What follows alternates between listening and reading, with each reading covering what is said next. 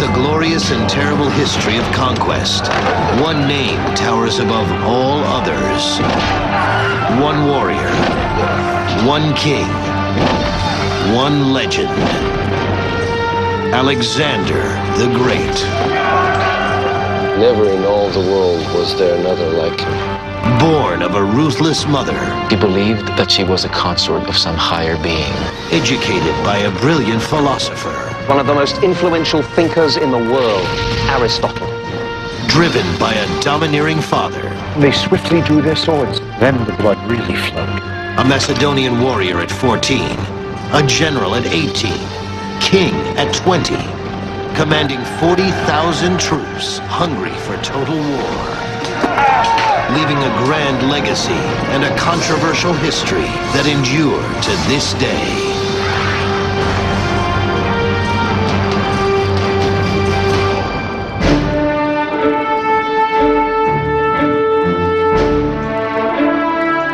More than 2,000 years ago, this was the home of a man who many consider to be the greatest warrior in history. We are in northern Greece, at the remains of the ancient city of Pella, where once stood the palace of King Philip II of Macedon, the father of Alexander the Great. In the 4th century BC, Alexander was raised here to conquer the world. We are going to explore the journey of those conquests, which spanned 12 years, 22,000 miles, and cover the territories of what are now Greece, Turkey, Lebanon, Egypt, Iran, Iraq, Afghanistan, and Pakistan. We're going to examine the complex personality of a man who may have considered himself to be a god, and yet who died a mere mortal at the age of 32. Like Alexander, we too have a mission: to answer questions that have been debated by historians for centuries. Who was Alexander? What drove him on? And how could he, at such a young age, have conquered such a vast empire? Most of what we know about Alexander the Great comes from 4 ancient historians who wrote several hundred years after Alexander died in 323 BC. They based their manuscripts on the journals of men who lived and fought alongside the legendary warrior.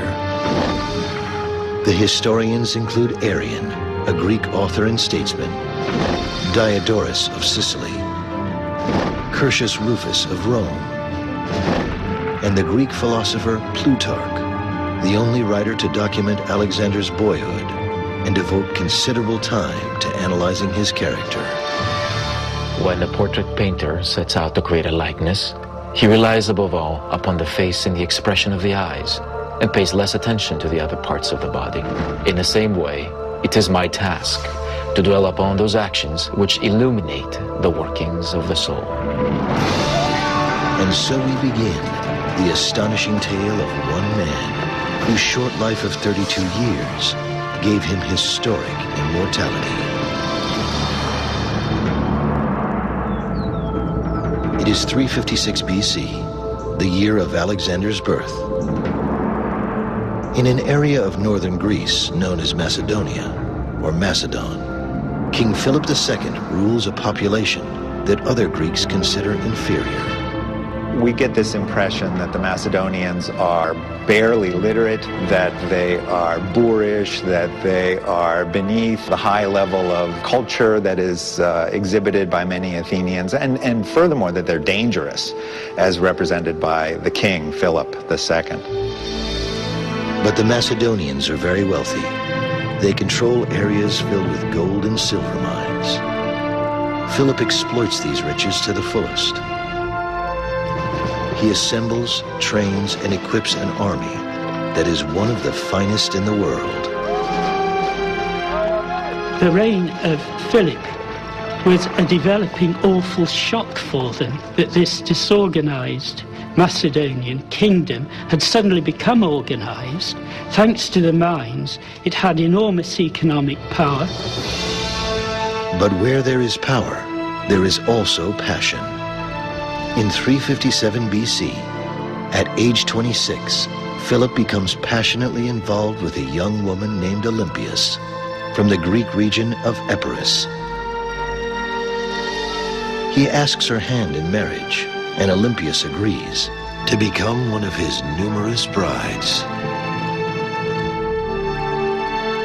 He certainly did have the reputation of he married a fresh wife with every campaign he undertook. The object of that remark being that he wanted to make himself diplomatically safe by contracting these various alliances. Philip is smitten with the beauty of Olympias, but he is not fully aware that she has an eccentric, wild side, associating herself with mystic cults and mythologies. She's a fiery character, and she is political, she is religious, but above all, she's dynastic. Make no mistake about it, Olympias's main interest throughout her life was clearly getting her son Alexander onto the throne. I think she was, as far as the succession of her son Alexander was concerned, absolutely ruthless. Philip's marriage to Olympias brings the king greater worries and challenges than he ever faced on a field of battle. On the night before the marriage was consummated, the bride dreamed that her womb was struck by a thunderbolt. Philip saw himself in a dream, in the act of sealing up his wife's womb, and upon the seal there was the figure of a lion.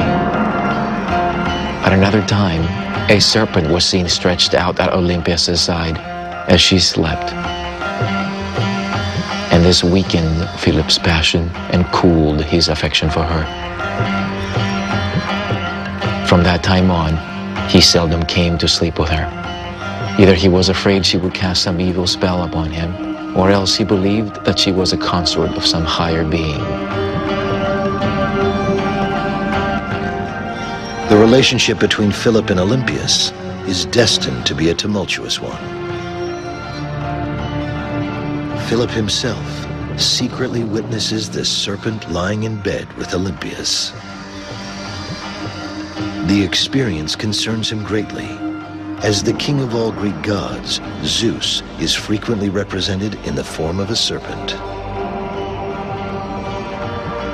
Philip feels a burning desire to find out if the child to be born to Olympias was fathered by himself, or possibly, though unimaginably, by Zeus. There is only one place for Philip to obtain an answer: the Oracle of Apollo at Delphi.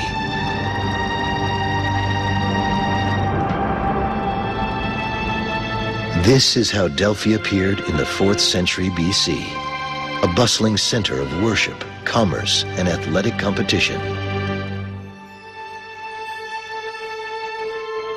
This is Delphi today. The columns of the Temple of Apollo still stand majestically on a magnificent hillside overlooking the Gulf of Corinth.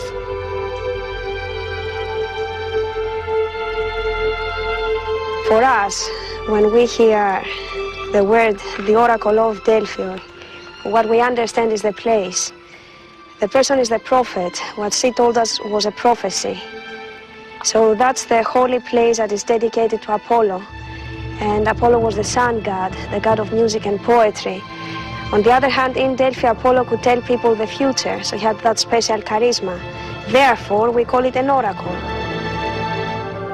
So that's the Oracle of Delphi. Inside the oracle, you can see the treasuries, the statues, the dedications, the temple. That's the most important building. Underneath was the cellar, the holy room, Adyton. There was the priestess. From there, she would tell people the future.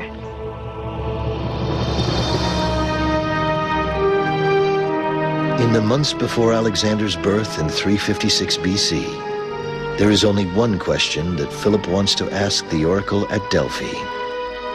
Will his child be the son of a mortal or a god? Philip sends an emissary here to Delphi to consult with the Oracle of Apollo about the meaning of what he has witnessed. The oracle, while not directly acknowledging that Alexander would be the son of a god, tells Philip to make sacrifices to Zeus and to revere him above all other deities. The oracle adds that Philip will lose the sight of the eye with which he peered through into the bedroom and saw Olympias with the serpent. A prophecy which is fulfilled 2 years later when Philip is seriously wounded in battle. Stories such as this, reported by ancient historians, are viewed with skepticism today. Everybody says, oh, well, you know, you look through the keyhole and there is your wife frolicking around with a great anaconda. You know, it tends, perhaps, to sort of put you off your mark a little. Regardless of his status as a deity, the child born to Olympias during the summer of 356 BC is destined to bring triumph and tragedy to his homeland, his family, and himself as Alexander the Great.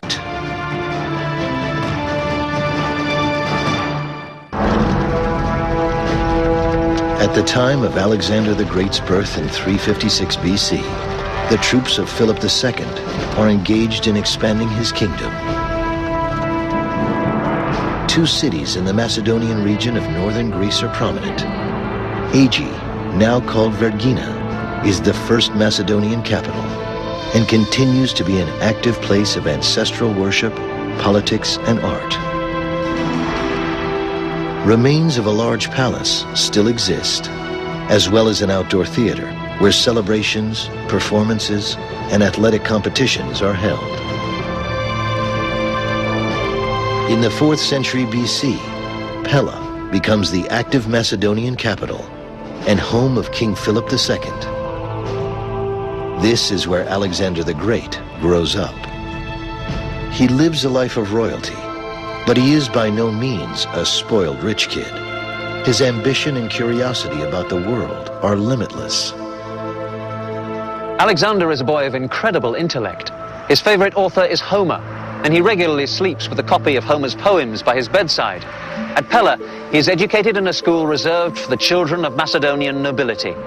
At this academy, he's given the finest training, academic, athletic, and military. But at the age of 13, an event occurs which convinces Philip that his son's intelligence is only surpassed by his courage.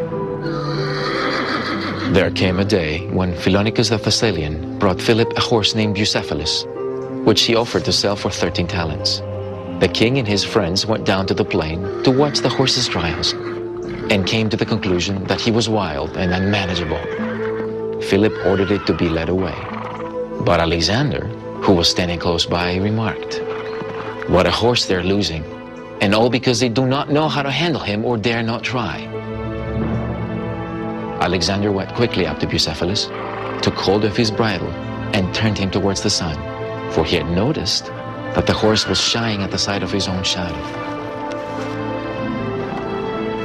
Alexander vaulted safely on his back. He urged him forward, using a commanding voice and a touch of the foot. At first, Philip and his friends held their breath and looked on in an agony of surprise until they saw Alexander ride back triumphant. His father, we're told, actually wept for joy. When Alexander had dismounted, he kissed him and said, "My boy, you must find a kingdom big enough for your ambitions. Macedonia is too small for you." Whether fact or fiction, legend has it that Bucephalus becomes Alexander's favorite horse, one he ultimately rides into battle for years to come.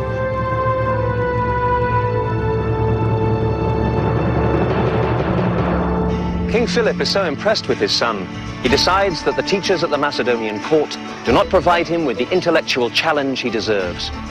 Philip brings in a new tutor, a man who has gone down in history as one of the most influential thinkers in the world, Aristotle.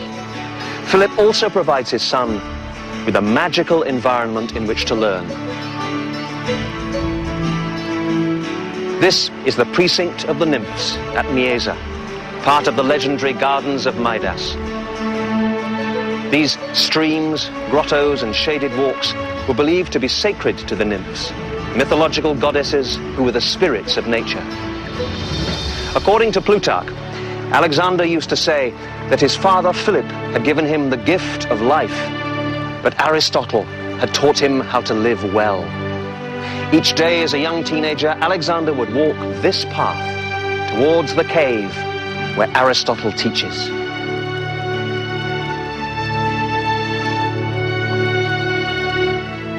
Aristotle was one of the widest-ranging minds that ever lived. A philosopher whose teachings covered ethics, politics, music, medicine, embryology, astronomy, botany, magnets, optics, history, zoology, rhetoric, poetry, and most important, curiosity. He teaches Alexander to make no assumptions.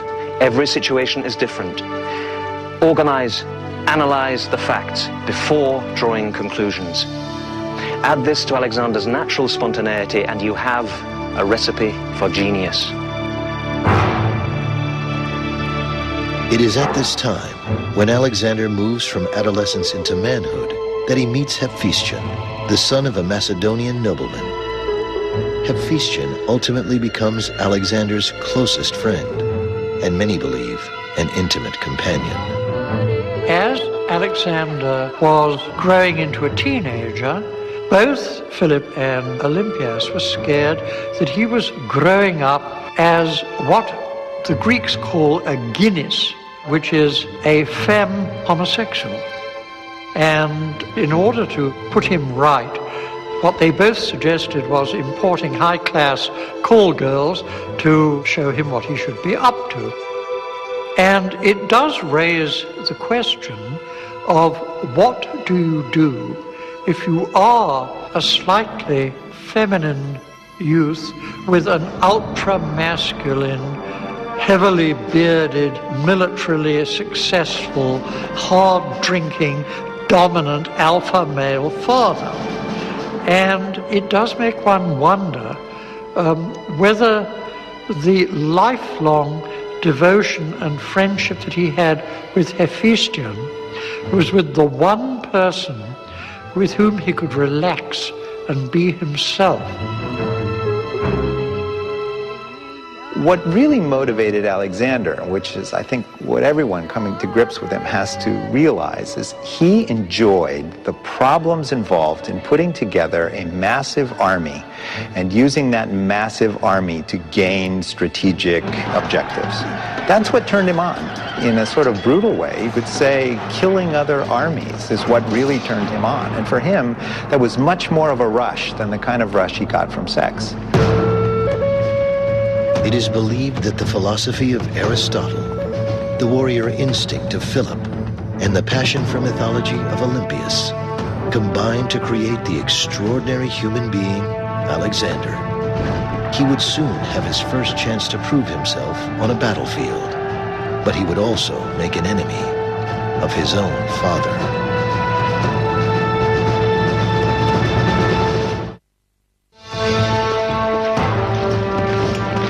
340 BC, King Philip II of Macedon, father of 16-year-old Alexander, is at war.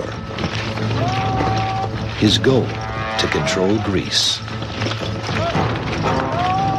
The Macedonian phalanx is Philip's most powerful tool of war. Highly trained soldiers carrying pikes or sarissas, marching in tight formation, a massive moving war machine, practically unstoppable. Philip adapted the formation from the traditional Greek phalanx. The main difference with Philip's phalanx is the fact that the body armor of the individual infantry soldier is less, but it's compensated for by the fact that the soldier carries a pike. The pike is between 15 and 18 feet long. It's got a counterweight on the end which is closest to the soldier, which allows the fulcrum to move back so that the end of the pike can be lifted. Now, of course, if you've got a pike that's 15 to 18 feet long, you have to drill those men extremely well so that they can move them around. If you are faced with a Macedonian phalanx, you are faced with a front thousands wide with these pikes. You had this enormous hedge of lethal steel coming at you, and you just couldn't reach the opposition with your own much shorter thrusting shields. So provided the phalanx kept level, and it could just literally walk through any opposition, which it did. By the time Alexander turns 16, Philip controls most of Greece. But when news of each additional triumph reaches Alexander, he shows no pride. Whenever he heard that Philip had captured some famous city or won an overwhelming victory, Alexander would show no pleasure at the news, but would declare to his friends, "Boys, my father will forestall me in everything. There will be nothing great or spectacular for you and for me to show to the world." Alexander had no desire to inherit a kingdom which offered him riches, luxuries, and the pleasure of the senses. His choice was a life of struggle, of wars, and of unrelenting ambition. At the ancient Macedonian capital of Aegae, in 339 BC, Alexander spends much time studying the records and accounts of his father's exploits. It is obvious to many that he grows increasingly anxious to engage in battle, and that one day he will lead his own conquests. On one occasion when Philip is away from Aegae, some ambassadors from Persia arrive. Alexander receives them in his father's place and impresses them greatly with his intelligence, his maturity, and his knowledge of politics. They come away convinced that Philip's reputation for astuteness is nothing compared to the adventurous spirit and dangerous ambitions of his son. But Philip also continues to have ambition, to control Greece. Standing in his way are his two most formidable opponents, the armies of Thebes and Athens. In particular, a unique group of soldiers has a ferocious reputation. The Sacred Band of Thebes is made up of 150 couples of male lovers who eat together, sleep together, and fight together, never retreating, always fighting to the death. To further challenge Philip, the Thebans and Athenians had been supported with weapons, soldiers, and money from Persia. Considered the world's most powerful nation, the Persian king knows that if Philip completes his conquest of Greece, he has Persia in his sights. Philip's motive is revenge for a generation of Persian meddling in the political affairs of both Greece and Macedon. The Persian rulers would be pleased to see Philip's ambition halted by the troops of Thebes and Athens. The showdown is to occur at a place called Chaeronea in central Greece. Today, a vast sea of cotton fields. A defeat for Philip would mean the end of his conquests. A victory would motivate him to move his army toward Asia. In August 338 BC, the day arrives for the battle at Chaeronea to take place. Alexander is 18. Philip decides it is time for his son to become a Macedonian commander.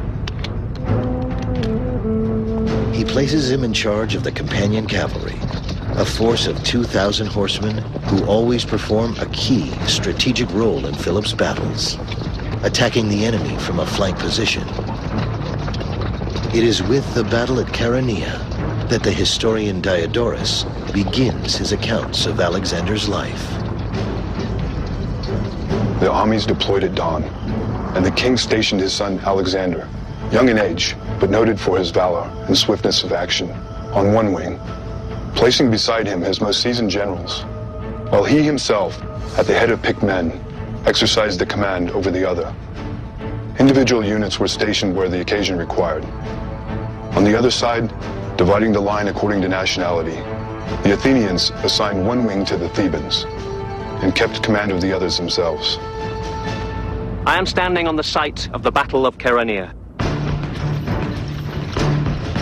King Philip begins the battle by sending his Macedonian phalanx forward.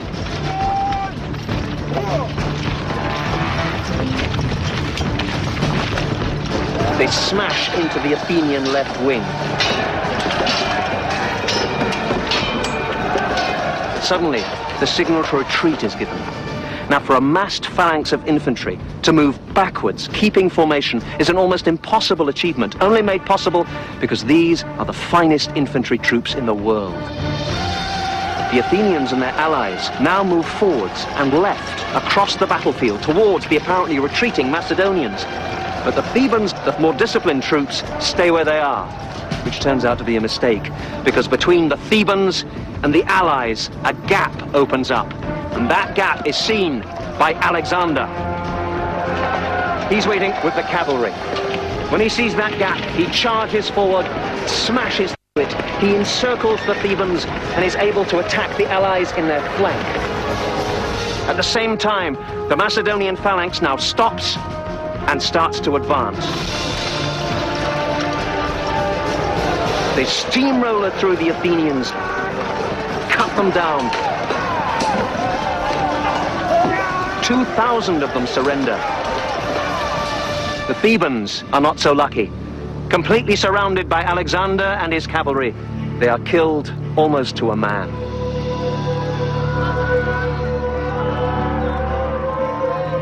Following the bloody battle in August 338 BC, the fields of Chaeronea are filled with carnage.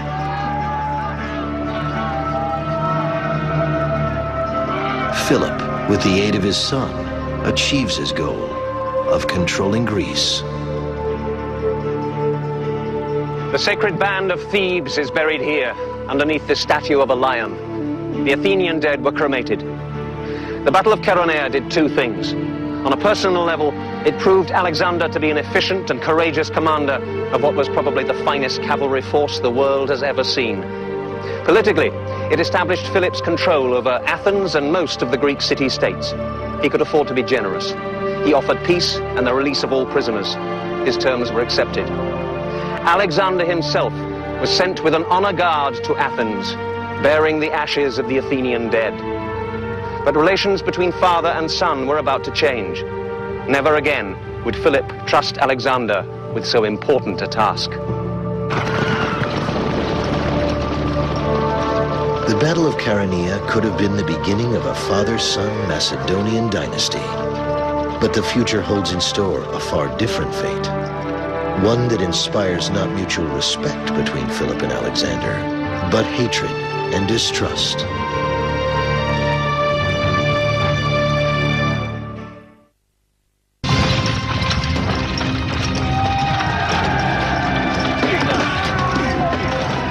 By the fall of 338 BC, King Philip II of Macedon controls most of Greece.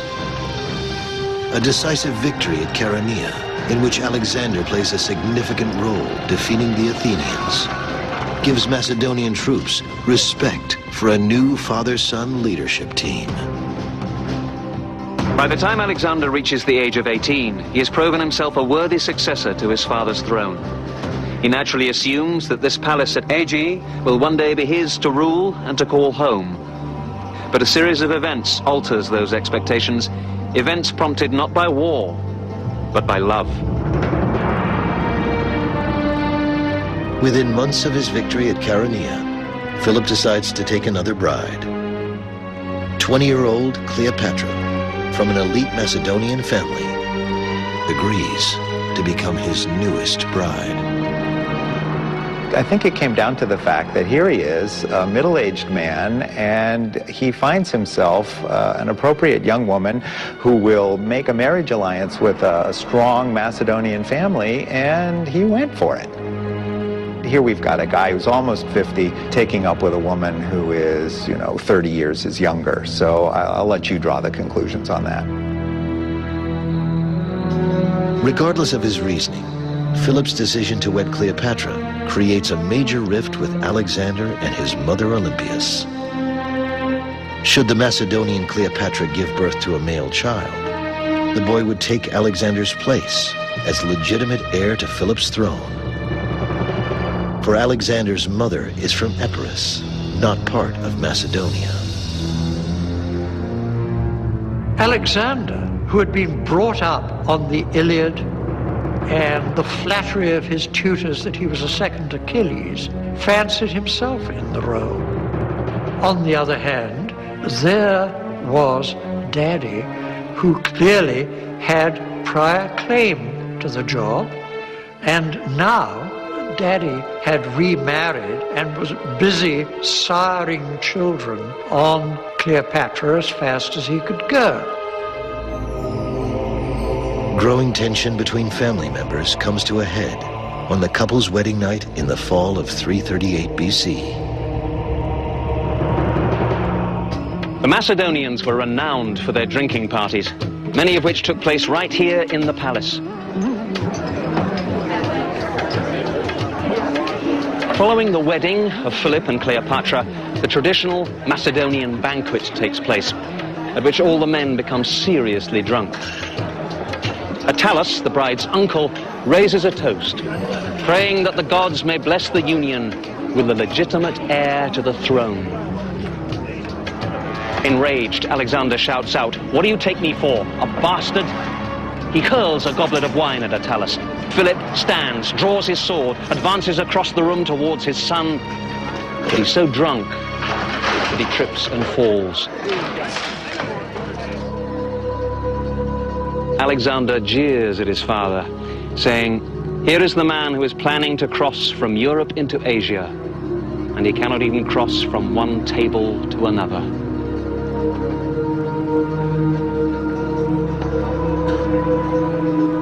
This incident devastates a father-son relationship, which took 18 years to build. It destroys the potential of a military partnership upon which family dynasties are often founded.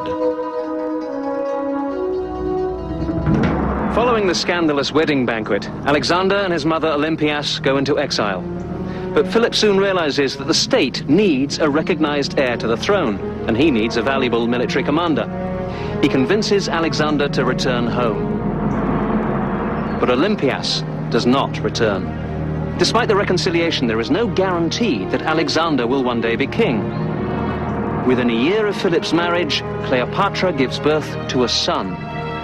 If Philip lives long enough, the throne will not go to Alexander. It will go to his half-brother, a purebred Macedonian. While the intense discord among Philip, Alexander, and Olympias is far from reconciled, Philip now focuses on his ultimate goal. With Greece under control, he considers expanding his kingdom into Asia. Philip sends a small expedition of troops under the command of his general Parmenio to Asia's western coast to assess obstacles and establish a bridgehead. Parmenio was his senior general, extremely important to him. He was his right-hand man, absolutely trusted. He was also a conniving political bastard of the First Order, and his great advantage, clearly, was A, his absolute loyalty to Philip, and B, his undoubted extreme skill as a general. But before Philip himself risks the journey to Asia, he decides once again to consult the gods. Philip sends an emissary to Delphi to ask whether or not he will conquer Darius, the great king of Persia. The answer he receives is ambiguous. The bull is garlanded, the sacrifice is ready. Philip interprets this to mean that Darius will be slaughtered like a victim at the altar. The true fulfillment of the prophecy, however, turns out to be quite different. Straight away, Philip sets in motion plans for gorgeous sacrifices. He wanted as many Greeks as possible to take part in the festivities, so he planned brilliant musical contests and lavish banquets for his friends and guests. He was determined to show himself to the Greeks as an amiable person.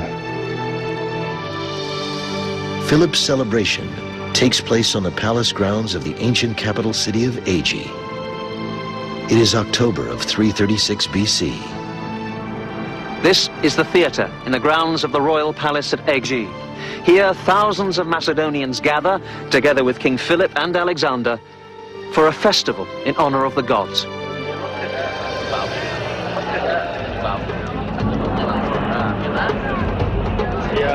Quest'anno It's a happy occasion for all, except one man, Pausanias, a royal bodyguard. According to the ancient historian Diodorus, Pausanias is beloved by Philip because of his beauty. But when the king becomes enamored of another young man, Pausanias reacts poorly. He accuses the young man of being a promiscuous hermaphrodite. For this, Pausanias is punished. He is plied with wine until drunk. Unconscious, he is thrown to the king's mule drivers to abuse in drunken licentiousness. Later, he complains to Philip about this abuse, but the king takes no action against those responsible. In anger, Pausanias runs up to Philip, stabs him, and runs off. But he is killed before making his escape. Alexander rushes to his father, but it's too late. Philip dies in 336 BC.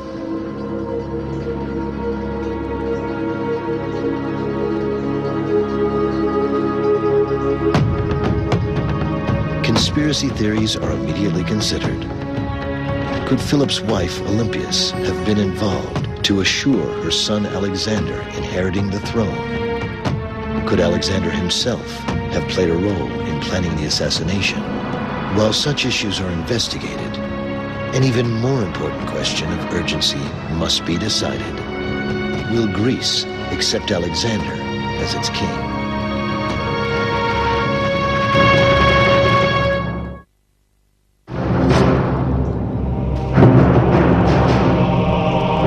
When King Philip of Macedon is killed in 336 BC, there is no doubt that his own bodyguard dealt the fatal blow.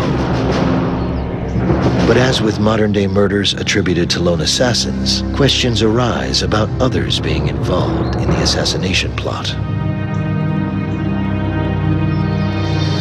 Conspiracy theories were thought of right from the beginning, particularly after Pausanias himself was very conveniently assassinated during the chase by Alexander's oldest school friends, which would have made it impossible for him to talk.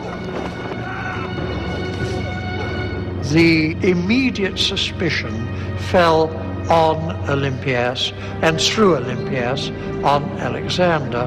And the truth we're never going to know.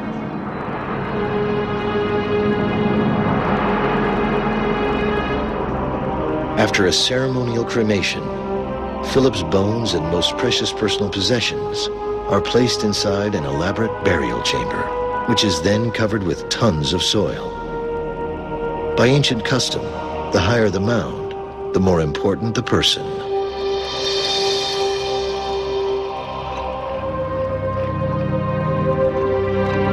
Centuries later, archaeologists would consider this fact when deciding where first to dig, in an area of Vergina, Greece, not far from the ancient royal palace at Aegi. This is where King Philip II was buried, near his palace, underneath a man-made mound of earth which has become known as the Great Tumulus. The tomb itself remained hidden for more than 2,000 years, until discovered in 1977 by the Greek archaeologist Manolis Andronikos. 15 years later, a magnificent museum was built, literally, inside the tumulus. The Vergina Museum is a marvel of modern architecture and design, exquisitely exhibiting the items found in several tombs.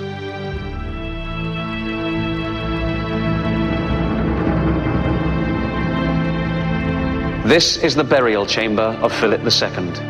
When I first heard of this discovery, I could hardly believe it, and nor could many archaeologists. No Macedonian tomb on this scale had ever been discovered, but here it is. The facade is designed like a temple, a marble entrance flanked by 2 half columns or pilasters. Above the entrance is a frieze with the painting of a royal hunt.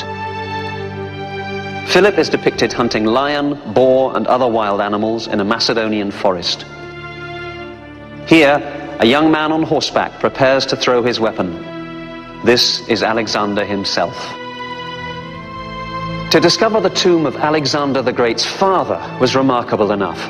But what the archaeologists were not prepared for, what no one could even have imagined, was the amazing treasure that they found inside. Incredibly, the actual bones of Philip II were found inside this solid gold case. Also inside the burial chamber, his gold-leafed crown and war armor, including breastplates, helmets, and shields. Following his father's burial, Alexander immediately faces the greatest challenge of his young life, proving to the citizens of Macedonia that he deserves to be king.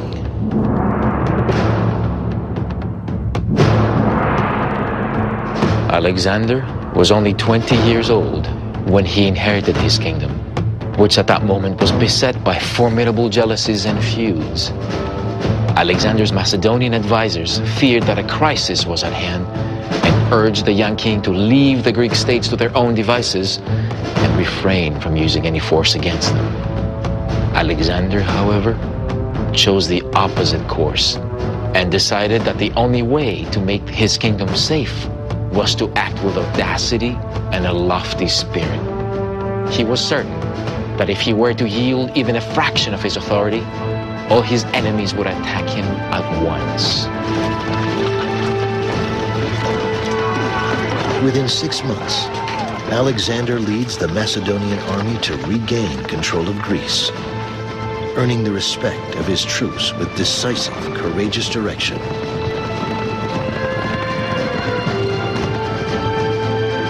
To the horror of Cleopatra, who later commits suicide, Alexander's mother Olympias orders the execution of Philip's newborn son, leaving himself as the only possible heir to the Macedonian throne. King Alexander then turns his attention toward what would become his life's goal, the conquest of Persia. But first, in the tradition of his father, Alexander decides to seek counsel from the oracle at Delphi to determine if he is indeed destined by the gods to defeat Darius and rule all of Asia. Unlike Philip, however, who always sent an emissary, Alexander goes himself in November of 335 BC. When Alexander arrives here at Delphi, he is told that he has come at the wrong time of year. The oracle cannot be consulted during the winter months. He must return in the spring.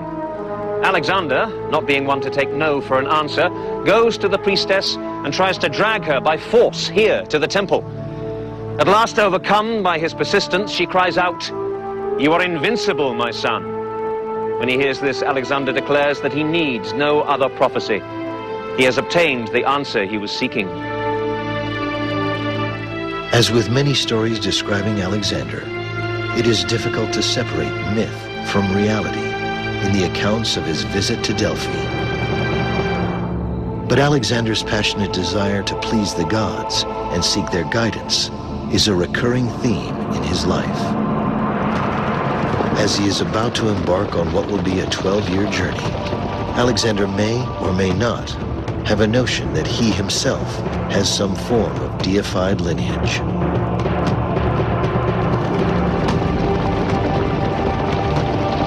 When he leaves for Asia, his mother Olympias tells him that upon his return, she will reveal an incredible secret about his life. Many believe Olympias will address the haunting question that only she can answer. Is Alexander the son of a god, or is he a mere mortal man?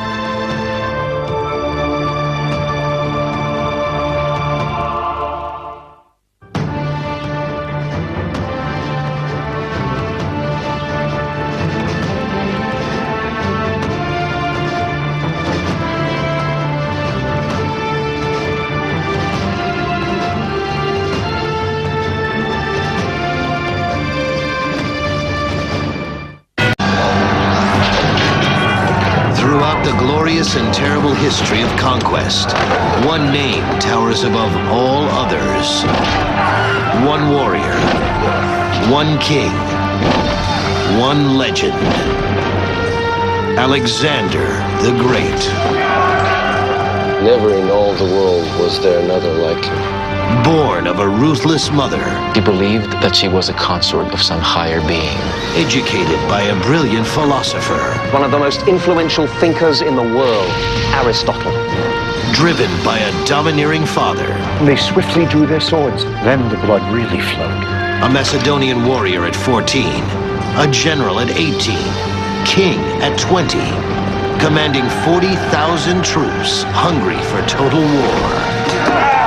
Leaving a grand legacy and a controversial history that endure to this day.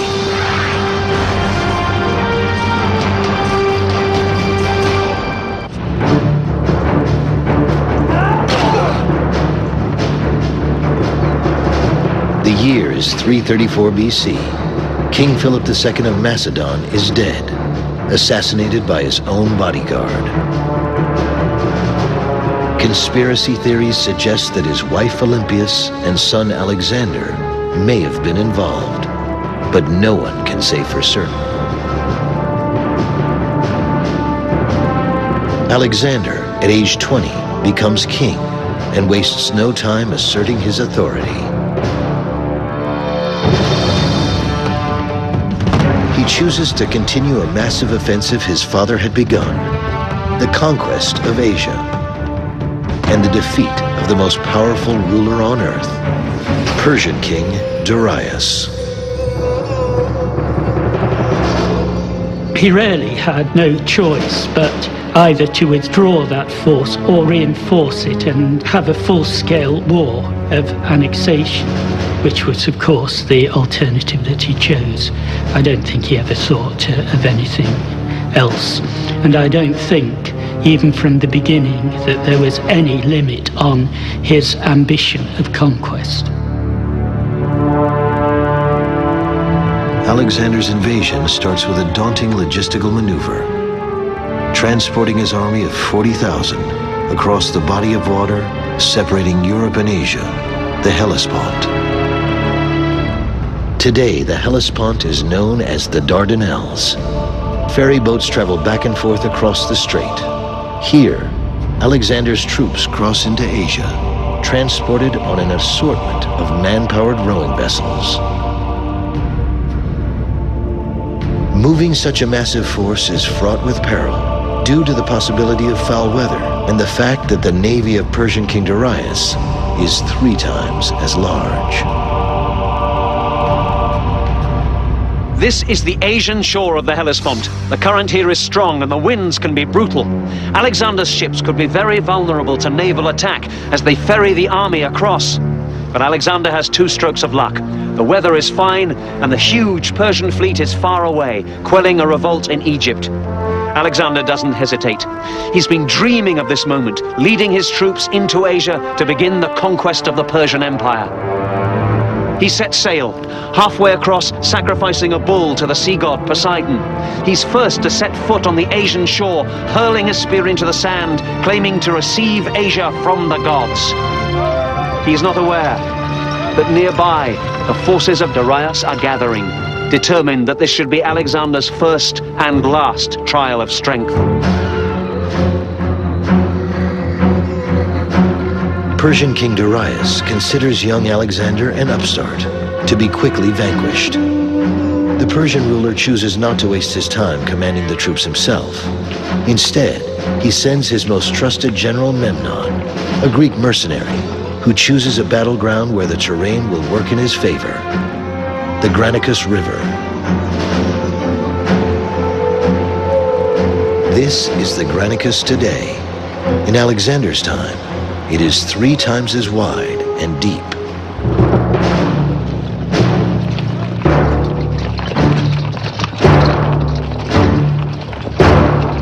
Alexander is accompanied by his own trusted advisors, military commander Parmenio, his close friend Hephaestion, and Callisthenes, a nephew of Aristotle, who serves as Alexander's personal historian.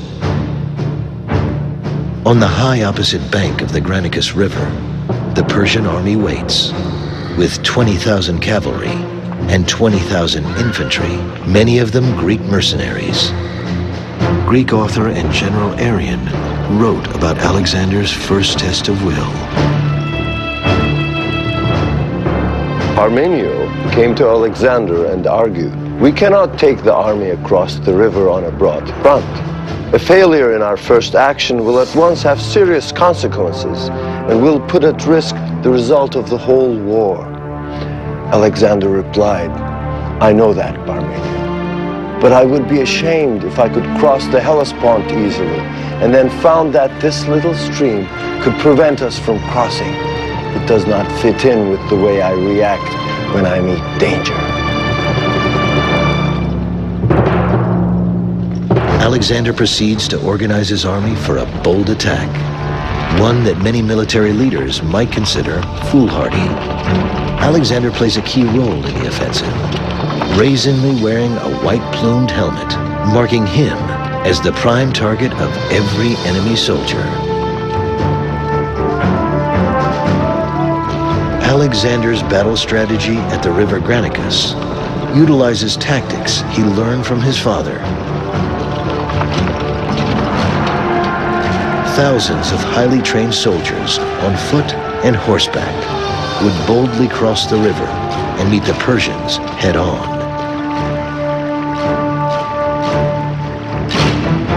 Alexander would cross the river upstream, leading his companion cavalry to attack the enemy from the right flank.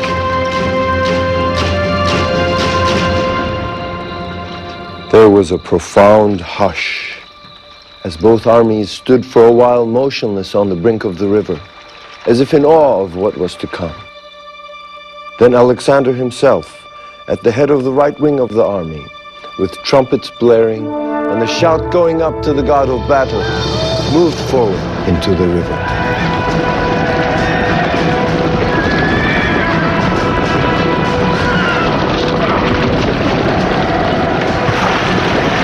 It seemed the act of a desperate madman rather than a prudent commander to charge into a swiftly flowing river which swept men off their feet and surged about them, and then to advance through a hail of missiles toward the steep bank, which was strongly defended by infantry and cavalry. But in spite of this, Alexander pressed forward.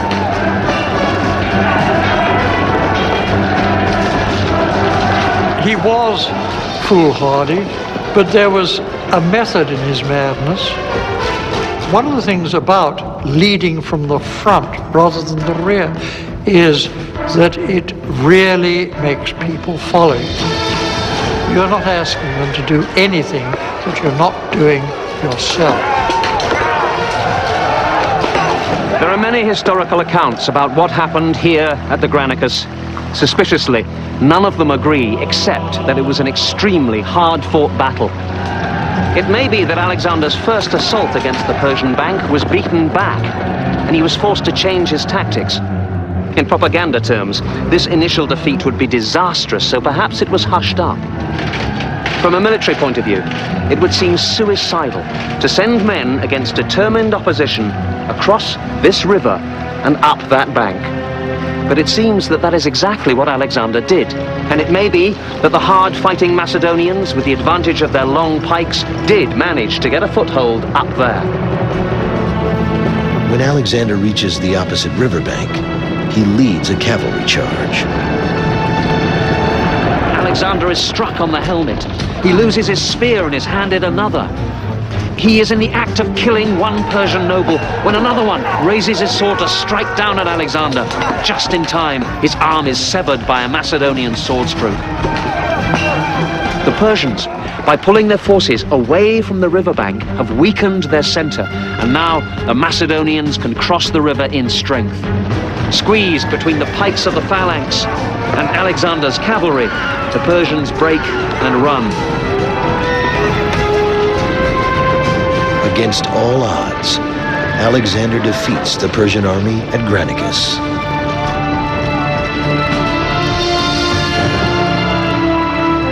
This was perhaps the greatest stroke that Alexander could have hoped for, because when the enemy withdrew from the field, he had achieved everything that he wanted to achieve, which was to say, basically, you've totally underestimated me, and I'm going to whip your butt. Alexander's victory at Granicus allows his army to continue its invasion of Persia.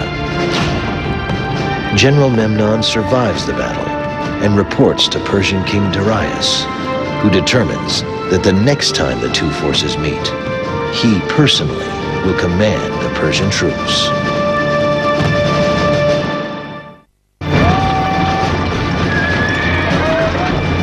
(334 BC). Having defeated Persian forces at the Granicus River and gained control over key Aegean seaports, Alexander moves his army to the city of Gordium, which offers no resistance to the powerful Macedonian army. Since 1950, Gordium has been excavated by archaeologists from the University of Pennsylvania. Walls of the city, remnants of houses, even the entrance through which Alexander once passed, have all been preserved. In Alexander's time, this great walled citadel of Gordium is a vital link on the royal road that leads deep into the heart of the Persian Empire. When the all-conquering Alexander arrives at the gates, they are thrown open to him, and he decides to wait here for reinforcements. 400 years earlier, Gordium had been the city of King Midas. Now, Alexander had been educated in the gardens of Midas, so he must have known the local legend. Gordius, Midas's father, had also come here from Macedonia, but he had arrived in an ox cart. When Gordius became king, he dedicated the ox cart here in the shrine of Zeus. Now, the shaft of the cart was connected to the yoke by a great knot, the ends of which were invisible. It was said that whoever could untie this knot would be the ruler of Asia. This is a time in which people absolutely believe in gods, in legends, and in symbols, and this is a great symbol. Once Alexander has publicly accepted this challenge, he has to succeed. He looks at the knot, but like everyone else, he can't see how to untie it. Then, as usual, Alexander thinks out of the box. He says, it doesn't matter how the knot is loosened. He draws his sword and cuts the Gordian knot. He hacks away at the knot until he opens it up. And then he finds the ends and unties it. Now, some people say this is cheating, but that night a great thunderstorm breaks over Gordium. Alexander believes that Zeus approves.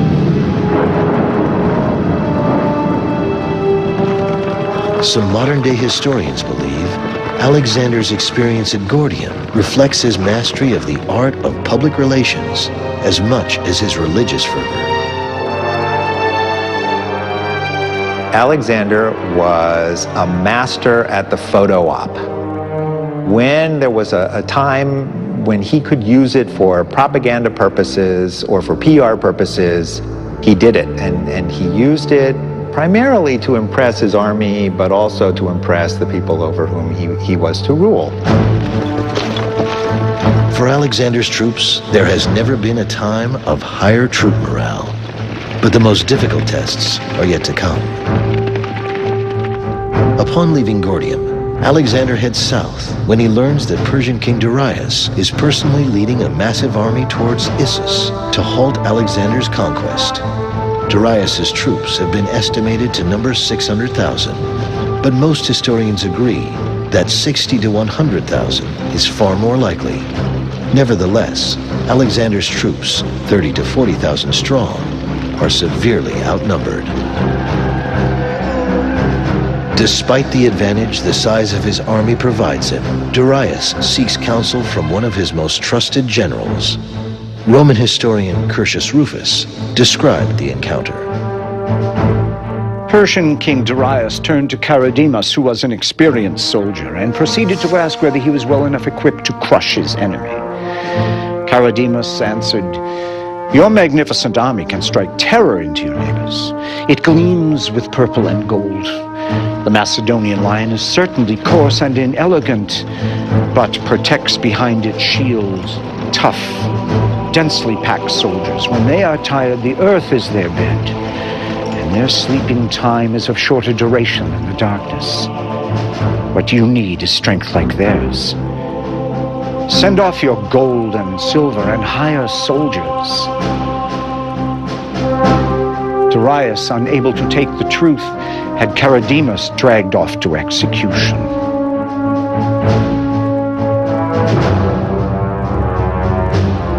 Darius is confident that the Persian army under his personal command will defeat Alexander.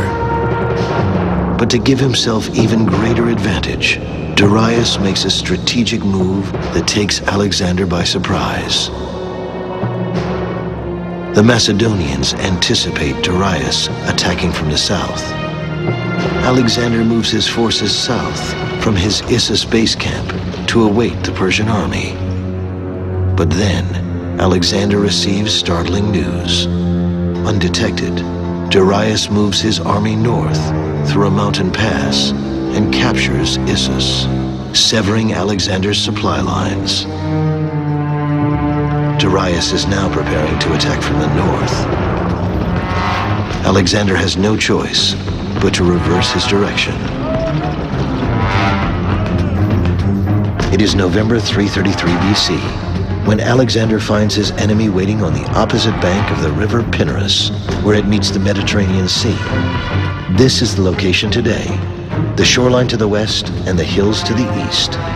Alexander halts his army several hundred yards before the river. Though Darius gave his army a great advantage by cutting off the Macedonians from their supplies, geography is in Alexander's favor. With the sea limiting one flank and the hills the other, there is less chance that the smaller Macedonian army can be completely surrounded by Persian forces. Alexander surveys the situation. A huge body of men was sighted in the distance. Alexander ordered his men to pitch camp just where they were. He was delighted that the issue would be decided there, in the pass. However, his confidence gave way to worry. Only a single night now separated him from a critical event. While his victory might be in doubt, one thing was quite certain, that he would die an honorable death, which would bring him great praise. When we consider Alexander in all his battles, one of the things obviously we have to take into account is how did he feel about it? Was he afraid? And to be honest, in just about every case, I see no evidence of any fear whatsoever.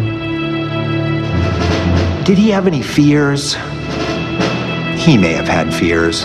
Does he act like he had any fears? No. He is one of the few people that I can say in history that I have examined who acts with supreme confidence. The lines are drawn for what will be known as the Battle at Issus. Like the Granicus River, the Pinarus now becomes the Persian army's primary defense. Darius aligns infantry and cavalry along the riverbank and in a flanking position at the foothills. Riding in his chariot, Darius takes a central position from where he can observe the action and dispatch orders. Alexander prepares to do what he does best: anticipate, react, and adapt. Darius believes that his huge force of cavalry will win the battle, so sensibly he places them here, on the flat ground by the Mediterranean seashore. This is Alexander's left wing, where his Macedonian infantry are led by his trusted general Parmenio. But at the last minute, Alexander sees where the Persian blow will fall, so he reinforces this area with his allied cavalry. As Alexander's army advances, hordes of Persian cavalry strike hard. The Macedonian left wing holds, but just barely. An even more serious situation is developing further inland, at the center of the battle. The troops sent forward into the midst of the Persians were now totally surrounded. Obliged to fight hand to hand, they swiftly drew their swords. Then the blood really flowed. The two lines were so closely interlocked that they were striking each other's weapons with their own and driving their blades into their opponents' faces. Only by bringing down his opponent could each man advance. And exhausted as they were continually being met by a fresh adversary. And the wounded could not retire from the battle as on other occasions because the enemy were bearing down on them in front while their own men were pushing them from behind. Even Alexander's powerful phalanx is in peril at Issus. Now the phalanx has one great weakness. This rough ground. In this kind of terrain, it's impossible to keep the ranks level and the files tightly packed. And as the Macedonians stumble across the riverbed, gaps open up in their phalanx. Darius's Greeks tear into the disordered Macedonians, who desperately try and keep their formations together. Here in the center, the Macedonian phalanx is stopped. They're in serious trouble.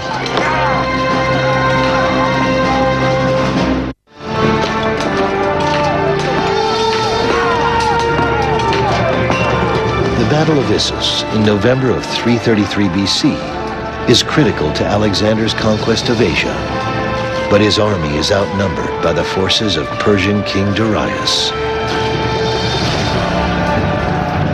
Rough ground hinders the progress of the legendary Macedonian phalanx and infantry, which find themselves engaged in the bloodiest of hand-to-hand combat. The only chance for Macedonian victory lies with the cavalry, led by Alexander himself. Alexander was as much a soldier as a commander. Riding high in his chariot, Darius cut a conspicuous figure. His brother, Oxathres, saw Alexander bearing down on Darius and moved the cavalry under his command right in front of the king's chariot. Then the carnage truly took on cataclysmic proportions. Around Darius's chariot lay his most famous generals who had succumbed to a glorious death before the eyes of their king, and who now all lay where they had been fighting. Persian King Darius begins to panic, but the battle is far from over. Alexander turns his attention to his bloodied and beaten phalanx and infantry, still bravely trying to hold their ground. At this point, Alexander alone holds the key to victory or defeat. The usual problem with cavalry is that once you let it go, it's gone. That infantry running away there is a perfect target for cavalry, and just beyond them is the Persian camp with all its loot. But Alexander has sufficient command to stop his cavalry charge, and the control to regroup them, turn them left, and smash into the Persian center. Here, Darius himself is directly attacked by Alexander. Too late, Darius discovers that the Macedonians' strongest force is their cavalry. In the savage fighting that follows, Alexander himself is wounded in the thigh. Darius, as he sees his royal bodyguard being cut to pieces, turns his chariot round and runs for his life. The Persian line folds up, and as evening falls, their retreat becomes a rout. Following this battle in late 333 BC, Alexander receives word that Darius's mother, wife, and 2 unmarried daughters are among those taken prisoner, and that they wrongly believe that Darius has been killed. When he heard this, Alexander sent word to them that Darius was not dead, and that they need have no fear of Alexander. He was fighting Darius for the empire of Asia, but they should be provided with everything they had been accustomed to when Darius was king. Alexander allowed them to keep the same attendance and privileges they had previously enjoyed, and even increased their revenues. And what he's doing is presenting himself as the next Persian king. He is the legitimate Persian king, and it is his duty to take care of the women folk. And by doing that, he's sending out a huge message to the rest of the world that I have the Persian women, I am the Persian king, the Persian nobles are coming over to me. For For Alexander the Great, the victory at Issus in 333 BC is a dramatic turning point. He has defeated the most powerful army in the world, led by the most powerful ruler. Alexander continues his conquest of the Asiatic seaports. Cyprus and Phoenicia come easily under his control. During this time, Alexander receives a letter from Persian King Darius. Darius appealed to Alexander to accept ransom for his Persian prisoners. He further offered him all the territory west of the Euphrates and the hand of one of his daughters in marriage, and on these terms proposed that they should become friends and allies. Alexander told his companions of this offering, whereupon Parmenio said, "I would accept these terms if I were Alexander." "So would I, by Zeus," retorted Alexander, "if I were Parmenio." Alexander wrote his reply to Darius. "First I defeated your generals. Now I have defeated yourself and the army you led. In the future, let any communication you wish to make with me be addressed to the king of all Asia. Do not write to me as an equal. Everything you possess is now mine. If you wish to dispute your throne, stand and fight for it, and do not run away. Wherever you may hide yourself, be sure I shall seek you out."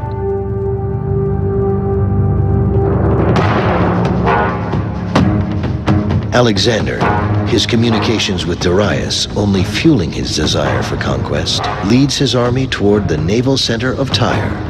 Alexander wishes to control Tyre because of its strategic location.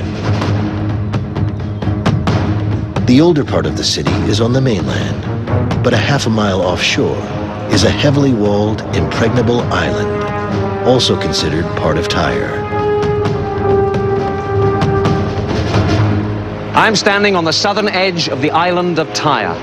Later earthquakes caused this area to slip into the sea, but this line of rocks marks where the ancient walls of the city once stood. Behind me was the southern harbour, one of two harbours in which the Tyrians kept their navy. If Alexander had his own ships, he could have mounted an amphibious assault from the sea. But more than a year earlier at Miletus, he'd taken the bold decision to disband his own ships and defeat the Persian fleet from the land by destroying its harbours and its bases of supply. Among the most important of those was Tyre itself. Controlling the island of Tyre means controlling the vast naval harbor. When Alexander arrives in January of 332 BC, the king of Tyre is away, serving with the Persian fleet. Tyrian envoys are sent to determine Alexander's desires. At first, Alexander tries diplomacy. This later Roman arch is close to where the old shoreline was. Here, the Tyrians come to greet Alexander. He tells them he wishes to visit their island to sacrifice at the temple of Heracles. The Tyrians know that to allow Alexander in means a surrender of the city to him. So they politely point out that there is a perfectly good temple of Heracles here, on the mainland. Alexander is reported to have become furious and to say, "I will show you that your island is part of the mainland." He must have known then there was only one way to conquer Tyre. To the amazement of the Tyrians, and even his own army, Alexander threatens to conquer the walled city in a manner unimaginable, even today, by building a mole or causeway 1/2 mile long to connect the island to the mainland. Alexander himself has no idea how difficult it will be to accomplish such a bold endeavor.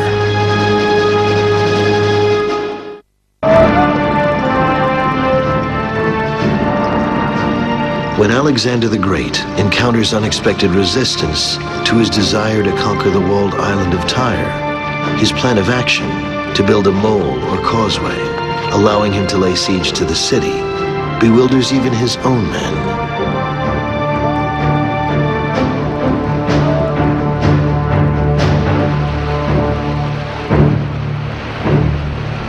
The sight of the fathomless deep filled the soldiers with despair, for it could scarcely be filled even if they had divine aid. How could rocks big enough be found, or trees tall enough? To make a mound to fill such a void, they would have to denude whole regions. The strait was perpetually stormy, and the more constricted the area of its movement between the island and the mainland, the more fierce it became. The Tyrians view Alexander's plan as absurd and consider the threat an idle one. How did the people of Tyre have the confidence to resist Alexander? Well, Tyre was a mighty city. These Roman remains are from the 1st and 3rd centuries AD, but down here are some of the original fortifications of the city from Alexander's time. These stone blocks are around 2,500 years old. They formed part of the massive walls and towers which then surrounded the city. 300 years before Alexander's time, King Nebuchadnezzar of Babylon laid siege to this place for 13 years in succession. He failed to conquer it. So this is the outside wall. Ali Badawi is chief archaeologist at the ruins of Tyre. He explains that during Alexander's time, 2 walls, separated by approximately 6 feet of space, protected the island. The foundation for the outer wall was below sea level. They took in consideration if somebody is going to invade the island, he will try to look for a small piece of land to land the army and to start the attack on the wall. So for this reason, when they built the walls of the city, they built it just in the edge of the rock at that time. So next to it, you have just the sea. As his troops prepare to construct the mole, Alexander hopes the mere sight of his army's determination will influence the leaders of Tyre. He tries one more effort at conquest by diplomacy. Alexander sent heralds to urge the Tyrians to accept peace terms, but the latter, violating international conventions, killed them and threw their bodies into the sea. Outraged by the disgraceful murder of his men, Alexander resolved to lay siege to the city. The massive task of building the mole begins in January 332 BC, with large quantities of rock being transported from old mainland Tyre and timber from a nearby mountain. Little by little, the mole began to rise above the surface, and the mound's width increased as it approached the city. But as the mole proceeded further from the shore, the materials piled on it were increasingly sucked into the sea's depths. With their light skiffs, the Tyrians began to encircle the structure, attacking with missiles the men standing by the work. Alexander had hides and sheets of canvas stretched before the workmen to screen them from the missiles, and he erected 2 turrets on top of the mole from which weapons could be directed at approaching boats. As the structure of the mole finally reaches close to the walled island, the Tyrians make their boldest move. The Tyrians fill a ship with combustible material. From the bows they hang pots of what was probably naphtha, a sort of napalm of ancient times. They tow the ship towards the mole and set fire to it. The pots of naphtha burst, and the siege towers and wooden palisades catch fire. Simultaneously, they attack with small boats from both sides, killing Alexander's workers and defenders. The attack is a complete success. Alexander's mole is a pile of smoking rubble. Undaunted, Alexander sets his soldiers to work building a new mole. But he also comes to realize that Tyre can only be taken by siege, waged simultaneously from land and sea. In July 332 BC, the second mole is finally ready. So are warships obtained from nearby Cyprus.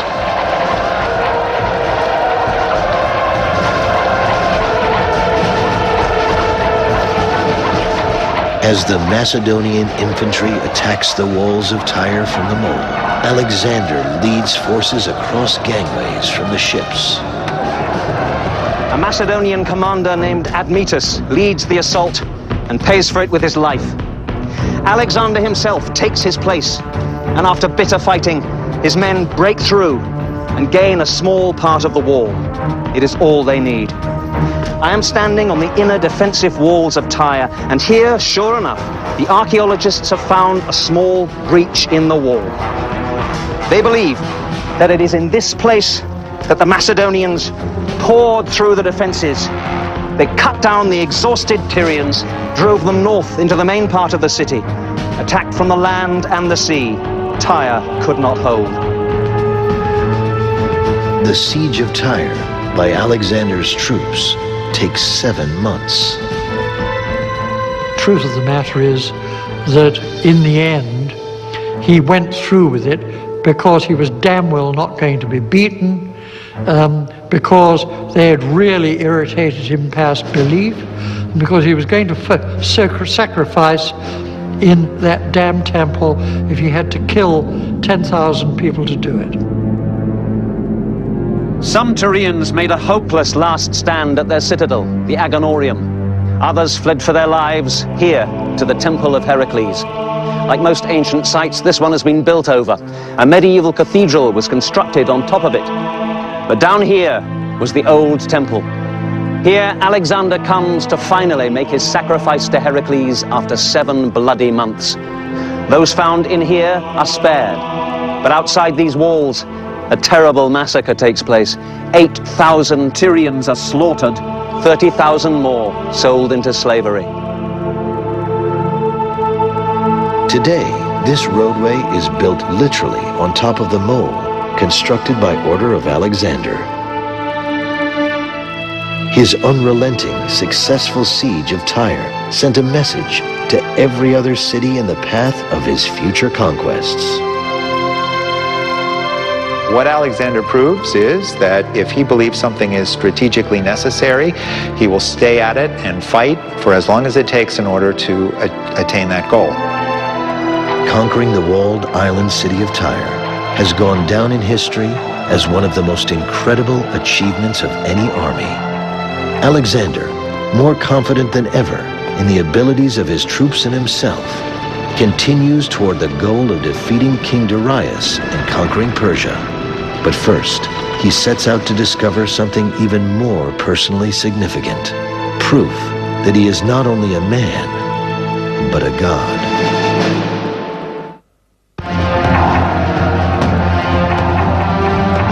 (332 BC).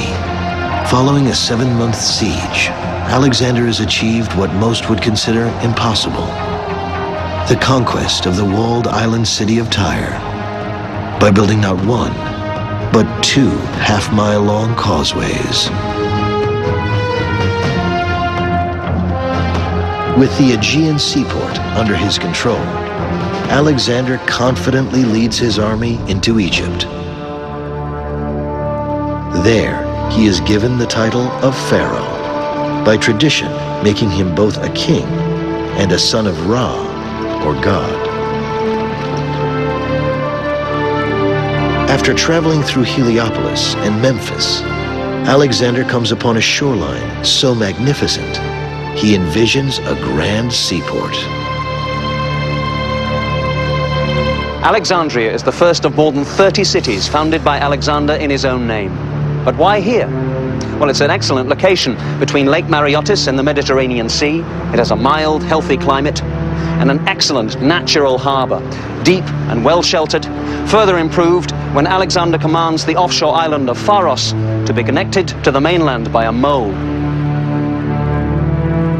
Alexandria would be the new emporium for the world's trade, a cornerstone for Alexander's empire, and a crossroads of the ancient world. Today, the population of Alexandria is approximately 4 million. 80% of Egypt's imports and exports move through its harbors. To many, building such a city would be an achievement of a lifetime. But for Alexander the Great, it is merely a brief distraction from greater priorities. One of those is a visit to the temple of the god Ammon at the desert oasis of Siwa. While Alexander was in Egypt, the entire resources of the greatest empire on earth were mobilizing to fight him. He had to get back to war, to defeat the Persians before their vast armies cut him off from Macedonia. But at this crucial moment, he chose to spend 6 weeks traveling through the Sahara Desert. The journey was a spiritual preparation for what was perhaps the greatest religious experience of Alexander's life, and it was a journey that nearly killed him. When Alexander came to the desert, he began to cross a country covered with an infinite expanse of sand. In 4 days, their water had given out, and they suffered from fearful thirst. All fell into despair. And suddenly a great storm of rain burst from the heavens, ending their shortage of water in a way that had not been foreseen. At one point, when the road could not be traced because of the sand dunes, the guide pointed out to the king that the crows cawing on the right were calling their attention to the route which led to the temple.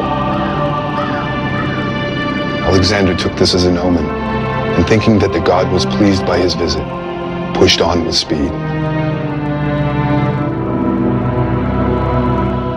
To the Egyptians, Ammon was the equivalent of the Greek god Zeus, the king of all gods. Frequently, the deity would be addressed using both names, Zeus Ammon. Alexander has a burning desire to find out from the oracle at Siwa if he is a son of God. Today, the remains of the temple still stand at Siwa Oasis. Alexander and his companions climbed up into the temple, and it was here on these steps that the high priest greeted Alexander with a slip of the tongue. He meant to say, "O Pai Dion, O my son." But his Greek wasn't up to much, and what the Macedonians heard him say was, "O Pai Dios, O son of Zeus." Now for Alexander, that was quite a good start.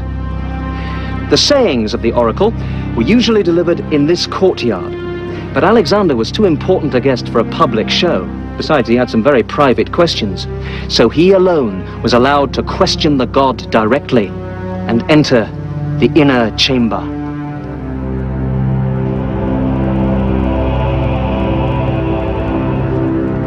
This is the holy shrine where the bejeweled statue of the ram-headed god Ammon was kept. Alexander stood here alone on this very spot to ask his questions. He never revealed what they were, but in later years they were said to be these. Would he conquer the world? Had all his father's murderers been punished? And was he indeed the son of Zeus? Alexander received his answers from the priests, who, supposedly, had not heard the questions. But in fact, beside this chamber is a narrow passageway. Here, the priests could listen in and then appear to give the gods answers. Now, it's easy for us to mock this as a fraud, but remember, oracles don't last for 2,000 years unless they're pretty accurate. The answers that Alexander received were these. Yes, he would conquer the world. Yes, all his father's murderers had been punished, which may have been a relief to Alexander. If he was in fact guilty of involvement in his father's death, he needed to know if divine retribution was on the way. The answer to the final question was clear. The priests told him that Philip was not his father anyway, and that he was indeed the son of Zeus Ammon, the son of God. No one is with Alexander when the priests at Siwa supposedly acknowledge him as the Son of God. There are no witnesses, only the word of Alexander himself. But as Alexander heads back through the desert to rejoin his army, his belief in his own invincibility is heightened. He would need every bit of this confidence in the months and years ahead. Alexander still faces a decisive battle with perhaps the only other mortal who might have considered himself a deity, Darius, and the Persian king is preparing a secret weapon for their next encounter, designed to render Alexander's most powerful war machine, the phalanx, useless.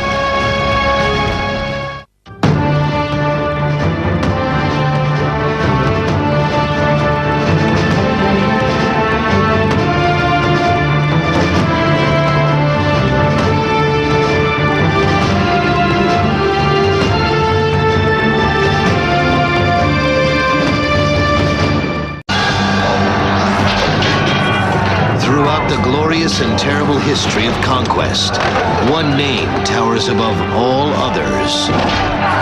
One warrior, one king, one legend.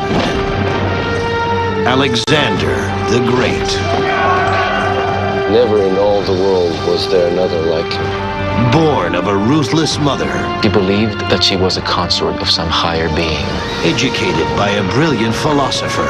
One of the most influential thinkers in the world, Aristotle. Driven by a domineering father.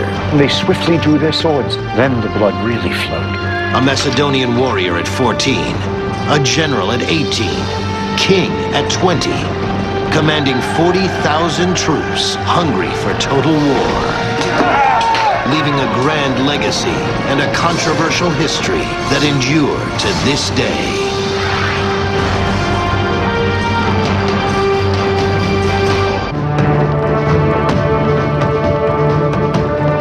Fall 331 BC. Despite dramatic victories at the Granicus River, Issus, and Tyre, Alexander the Great realizes he can never claim to rule Asia if King Darius remains free. And Darius realizes he will never retain control of Asia without defeating Alexander.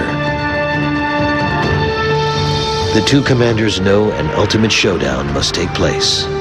Darius chooses the location, camping his forces at the river Bomelos, near the village of Gaugamela. None of Alexander's battles is better documented by ancient historians than the Battle of Gaugamela.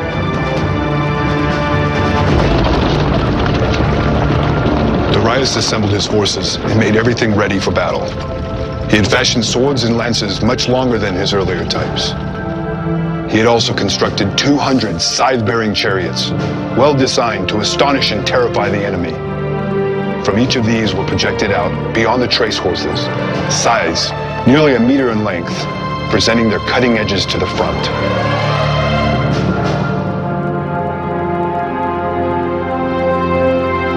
The night before the battle, several miles of rolling hills separate the two armies. Alexander's chief general Parmenio and several of his most prominent officers move forward to survey the enemy position. They were filled with amazement at the sight and remarked to one another that it would have been a very difficult task to defeat an enemy of such strength by engaging him by day. They therefore went to Alexander to persuade him to attack by night, so as to conceal from his men the most terrifying element in the coming struggle, that is, the odds against them. It was then that Alexander gave him his celebrated answer: "I will not steal my victory." He was determined that if Darius, he should have no cause to summon up courage for another attempt.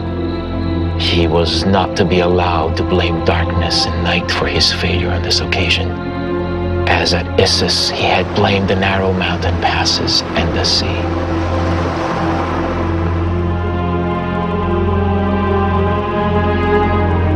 And there is this account of how he sat there at night into the darkness, figuring out strategy and tactics, finally got what he wanted, and this is the point, then just fell into a totally undisturbed sleep. And he slept on. And he said, till I got it figured out, I was worried. After that, I was fine. The army got up in the morning, the valley was sounded. Alexander slept on like a baby until finally his staff officers had to wake him. At this point, Alexander gives his troops the pep talk of their lives, confidently telling them that this battle would decide who would rule the continent of Asia.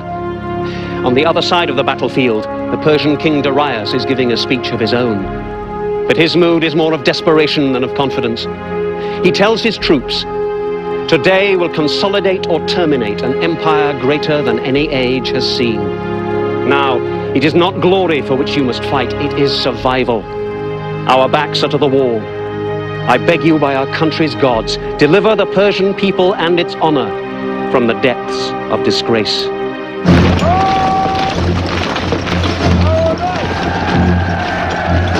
Slowly but methodically, Alexander's phalanx marches forward in formation to encounter Darius's new rolling weapons. The scythed chariots swung into action at full gallop and created great alarm and terror among the Macedonians. As the phalanx joined shields, however, all beat upon their shields with their spears as the king had commanded, and a great din arose.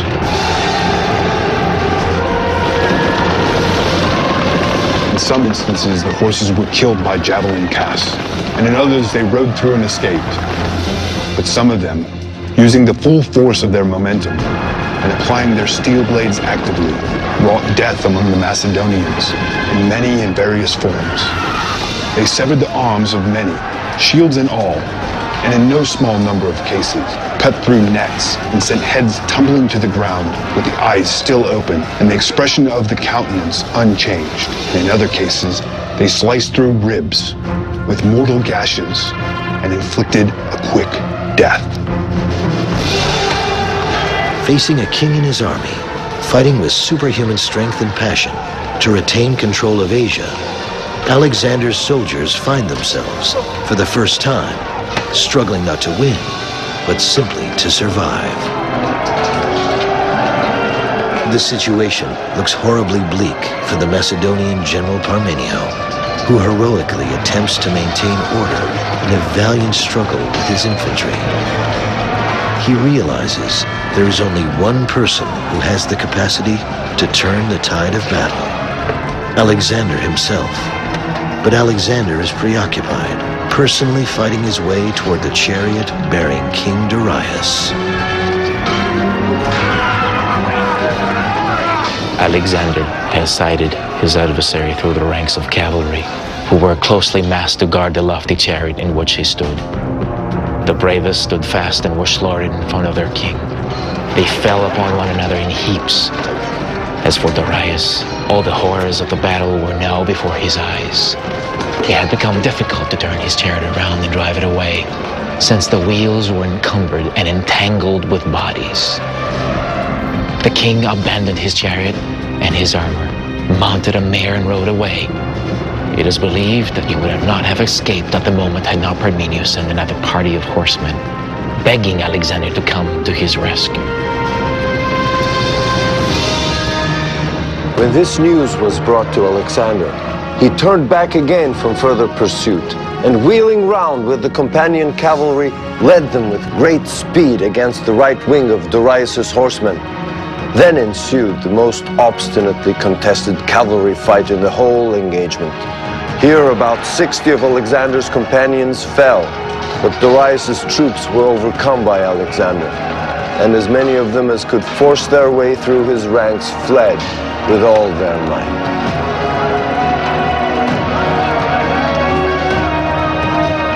What may have first appeared to be impending doom for Alexander proves to be yet another episode confirming Alexander's genius as a commander. Realizing that Darius is relying not on his infantry, but massed squadrons of heavily armed horsemen, Alexander tempts both of Darius's cavalry wings to charge his echelon flanks. Alexander hopes that the flanks can hold out just long enough to create a gap in the Persian line, allowing Alexander's companion cavalry to punch through, which they do with perfect timing. Historians past and present consider the strategy masterful. Alexander had a tactical brilliance there. The only thing that one can perhaps criticize is that he left the battlefield in pursuit of Darius, trying to get hold of him alive. Alexander wheels around and starts off in pursuit of Darius once more, keeping up the chase as long as there is daylight. Parmenio's brigade also follows, but when darkness falls, Alexander stops to rest his men and horses. Darius continues to ride away, leaving behind his chariot, spear, and bow. Again, Darius escapes. Although the Macedonian army is grossly outnumbered, The casualty figures reported by historians are nothing short of astounding. Some say incredible. Of Alexander's men, about 100 were killed, and more than 1,000 of his horses were lost, either from wounds or from fatigue in the pursuit. Of Darius' forces, there were said to have been 300,000 slain, and far more were taken prisoner than were killed.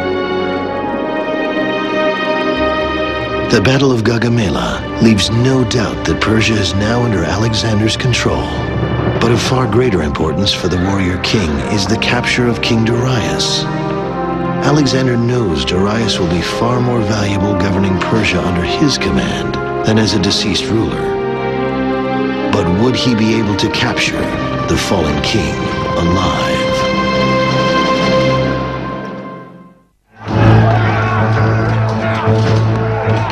Alexander's victory at the Battle of Gaugamela is viewed by many as the most significant triumph in his conquest of Asia. After the battle had ended in this way, the authority of the Persian Empire was regarded as having been completely overthrown. Alexander was proclaimed King of Asia, and after offering splendid sacrifices to the gods, he proceeded to reward his friends with riches, estates, and governorships. Within 4 months of his victory at Gaugamela, in January of 330 BC, Alexander takes over Darius's palace and the city of Persepolis in ancient Persia. Now, all of Persia, its capital city, and literally tons of gold and silver bullion belong to Alexander. The minimum estimate is of 180,000 talents of it, and you have to remember that a talent is 57.5 pounds weight. This made him the richest man in the known world. He could do what he liked. He could call himself God if he wanted. It's like taking over the whole of Fort Knox one afternoon, and that treasure was evacuated and sent in a great bullion train escorted by 6,000 Macedonians. Alexander described Persepolis to the Macedonians as the most hateful of the cities of Asia and gave it over to his soldiers to plunder. The Macedonians raced into it, slaughtering all the men whom they met and plundering the residences. Such was their exceeding lust for loot that they fought with each other and killed many of their fellows who had appropriated a greater portion of it. Some cut off the hands of those who were grasping at disputed property, being driven mad by their passions. Basking in the spoils of victory, Alexander remains with his army at Persepolis 4 months before continuing his conquest of Asia. Alexander had some great natural gifts, but all those were marred by his inexcusable fondness for drink. At a daytime drinking party, a courtesan claimed that if Alexander gave the order to burn the Persian palace, he would earn the deepest gratitude among the Greeks. The king was enthusiastic. "Why do we not revenge Greece, then, and put the city to the torch?" Alexander took the lead, setting fire to the palace, to be followed by his drinking companions. Such was the end of the palace that ruled all the East. The Macedonians were ashamed that a city of such distinction had been destroyed by their king during a drunken orgy. As for Alexander, it is generally agreed that when sleep had brought him back to his senses after his drunken bout, he regretted his actions. By the summer of 330 BC, there is little doubt, at least in Alexander's mind, that he rules Asia. But it isn't enough for Alexander to control Darius's kingdom. He passionately continues to pursue Darius, not to kill him, but to take him prisoner. it was, I suppose, the ultimate in legitimizing.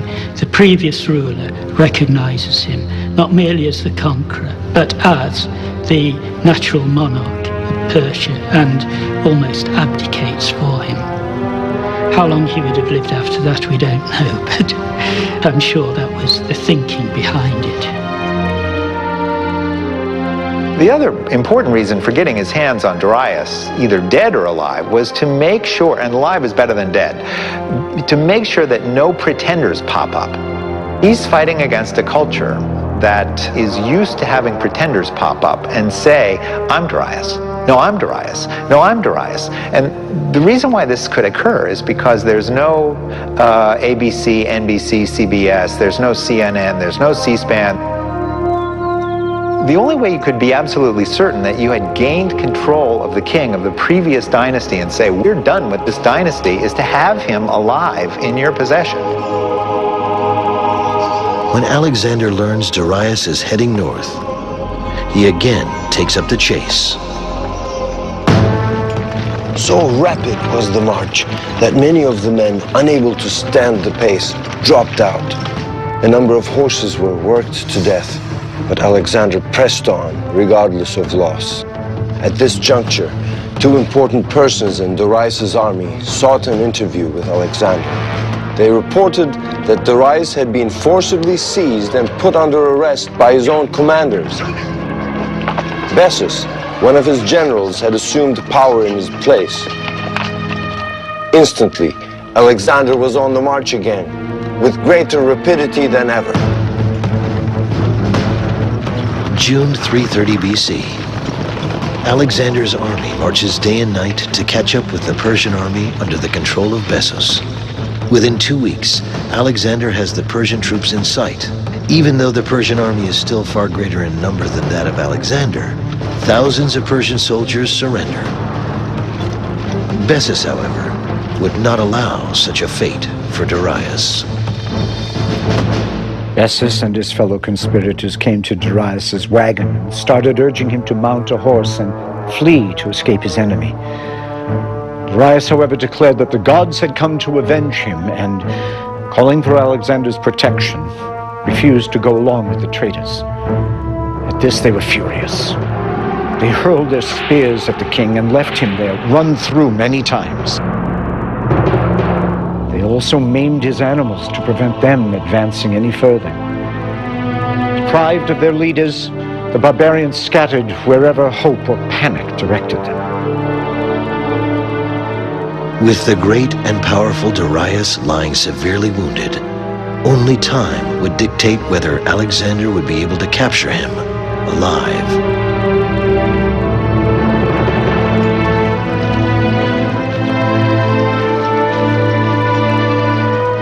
When Alexander's forces finally catch up to the fleeing Persian troops, they find Darius barely clinging to life. They found him at his last gasp.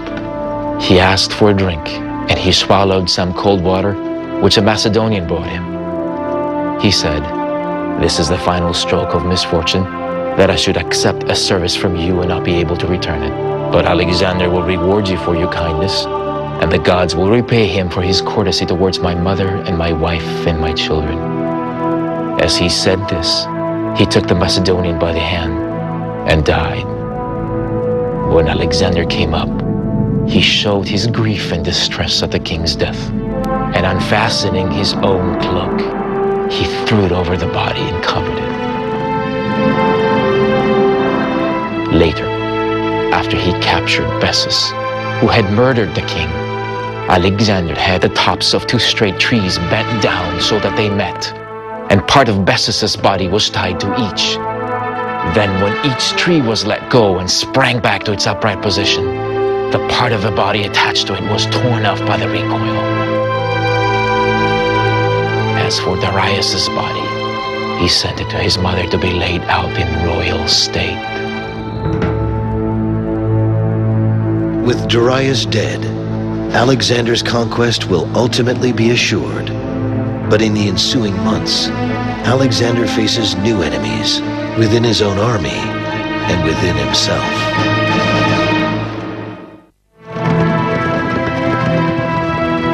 With Persia under Alexander's control and King Darius dead, the mission of Alexander the Great is essentially complete.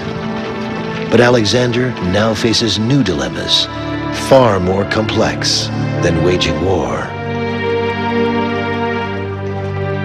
It's very revealing that it's after Gaugamela that the restlessness among the troops really begins to start, on the very reasonable basis that, look, we've done what we were set out to do. We have destroyed the control of the Persian Empire. We've done it. Now let's go home.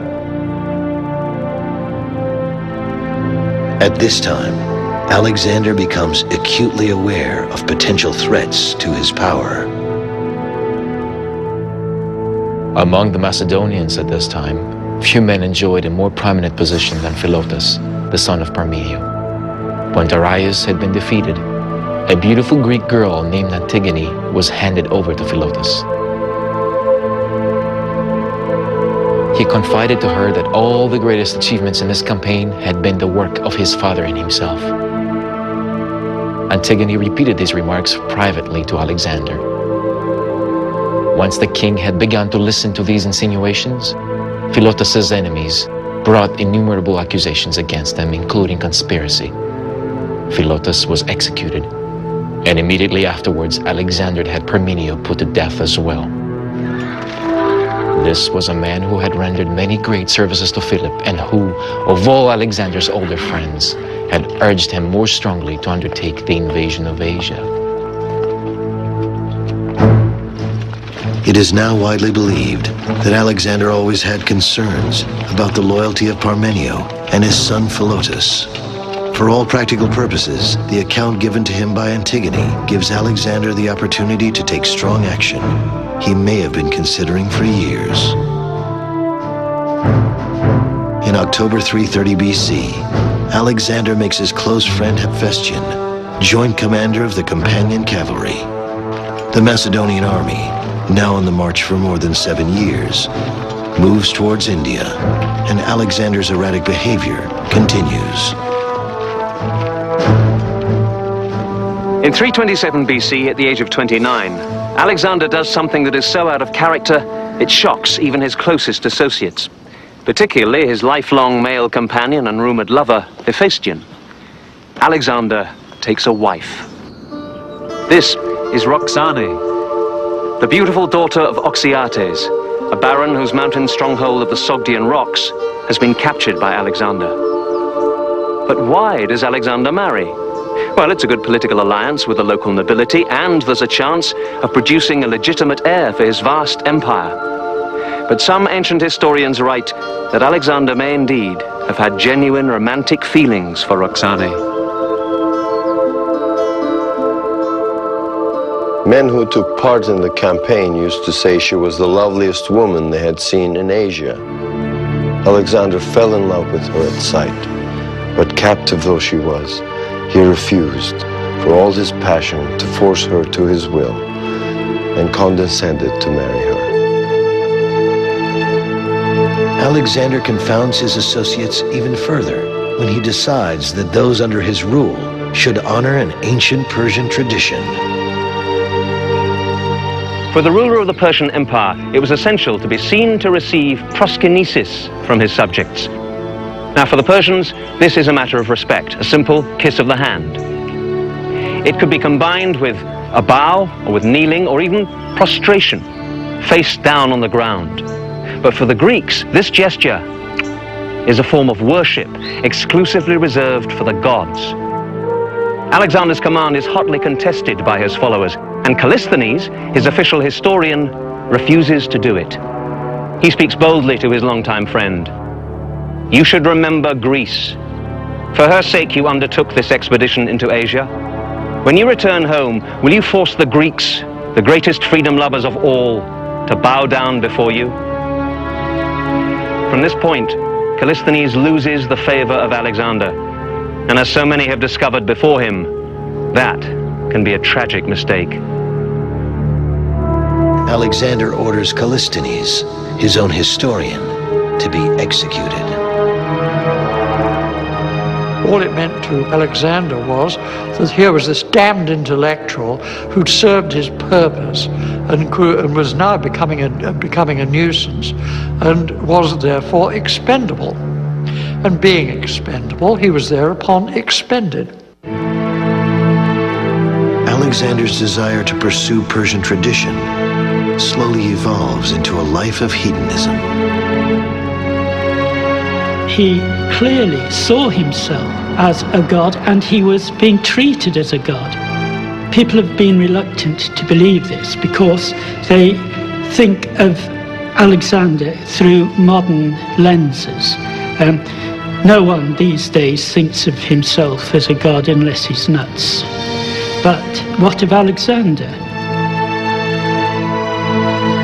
Alexander now began to imitate the Persian luxury.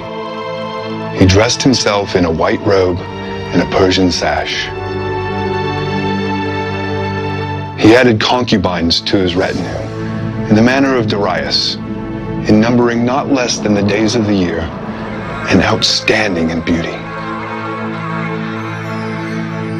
Each night, these paraded about the couch of the king so that he might select the one with whom he would lie that night.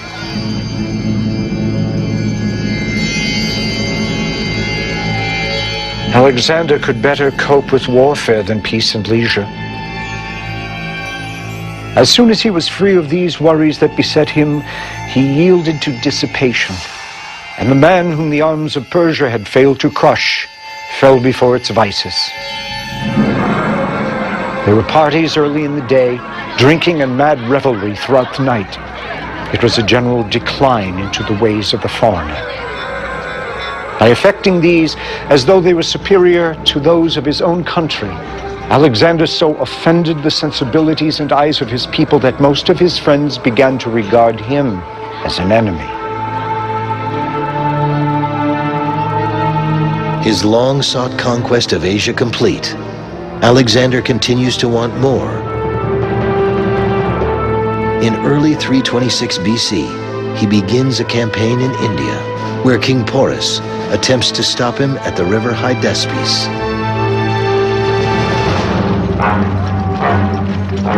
Alexander's forces find themselves fighting an enemy not riding just horses, but elephants. While the Macedonians prevail, the contest is the most difficult they have fought. A consequence of this battle with Porus was that it blunted the edge of the Macedonians' courage and made them determined not to advance any further into India. At first, Alexander was so overcome with disappointment and anger that he shut himself up and lay prostrate in his tent. His soldiers crowded round the entrance and pleaded with him, uttering loud cries and lamentations, until finally he relented and gave orders to break camp. Alexander was now eager to see the outer ocean. He had a large number of oar-propelled ferries and rafts constructed, and was rowed down the rivers on these at a leisurely speed. But his voyage was by no means a peaceful affair. As Alexander travels downstream, he will land, assault the cities near the banks, and subdue them all. Then comes the walled city of Mali, home of the independent tribe of Malians. Alexander neared the city and thought to take it by storm. One of the seers came to him and reported that there had been revealed to him a great danger which would come to the king from a wound in the course of the operation. He begged Alexander to leave the city alone for the present and to turn his mind to other activities. The king scolded him for dampening the enthusiasm of the soldiers, and then, disposing his army for the attack, led the way in person to the city, eager to reduce it by force.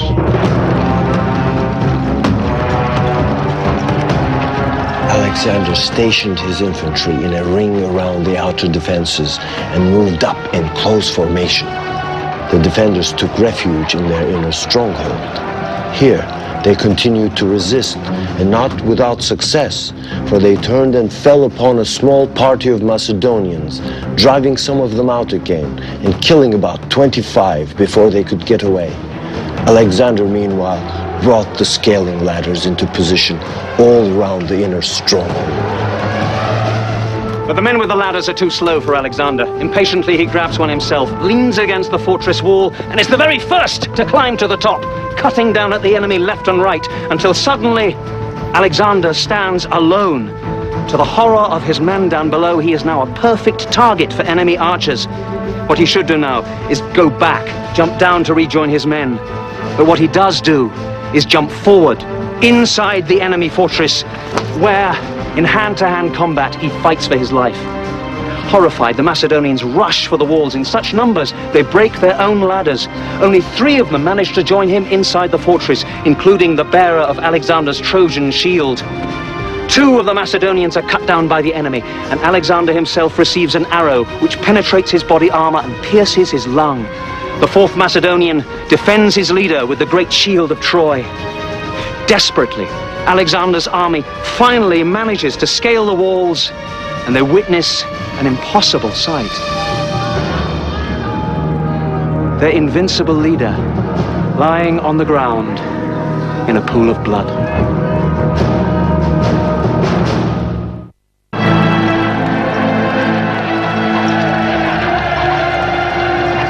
For Alexander, leading the charge to take on the enemy at Mali in 326 BC is nothing new. The wound he receives is but one of several he suffers on the fields of battle. But for the seemingly invincible warrior, this injury is different.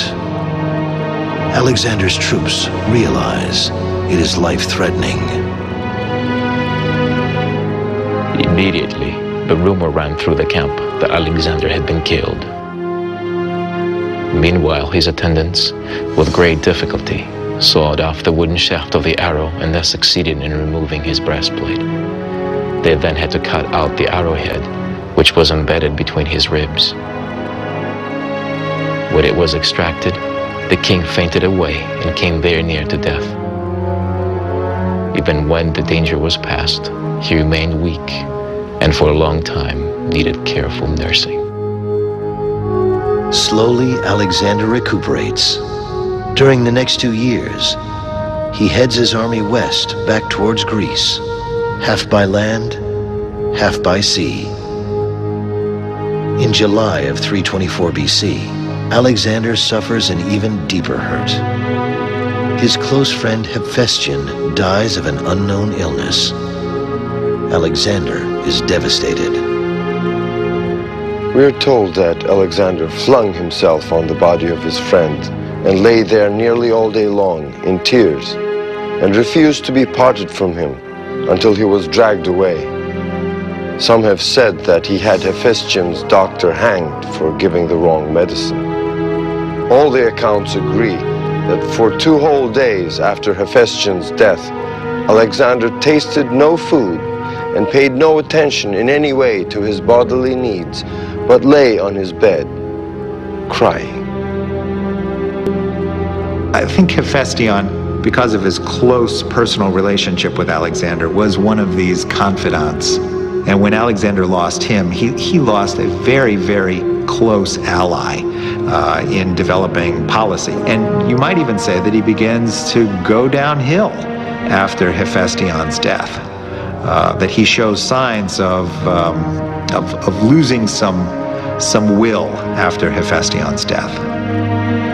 Less than 1 year after Hephaestion dies, Alexander rests in Babylon, planning a possible conquest of Arabia, when he too becomes ill. During a 10-day period, what begins as a mild fever evolves into a mysterious, life-threatening illness. The soldiers were passionately eager to see him.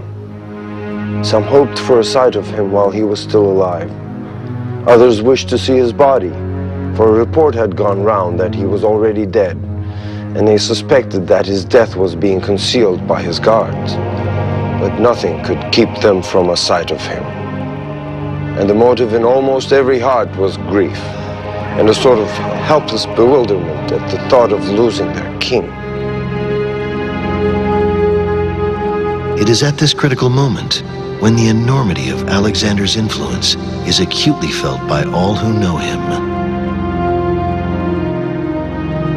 It is my belief that there was in those days no nation, no city, no single individual beyond the reach of Alexander's name. Never in all the world was there another like him. And therefore I cannot but feel that some power more than human was concerned in his birth. I have admittedly found fault with some of the things which Alexander did. But of the man himself, I'm not ashamed to express ungrudging admiration. It is also at this moment when Alexander's officers begin to question what will happen if Alexander dies.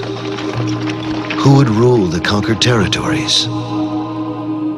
The prospect of ruling such a vast empire without Alexander is a daunting one. There is no doubt among Alexander's officers that no single human being could ever take his place.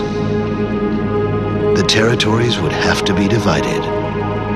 They also know that if Alexander himself does not proclaim who will inherit which regions, fierce jealousy would rear its ugly head, resulting in wars between the very leaders who fought united under the banner of one mighty king.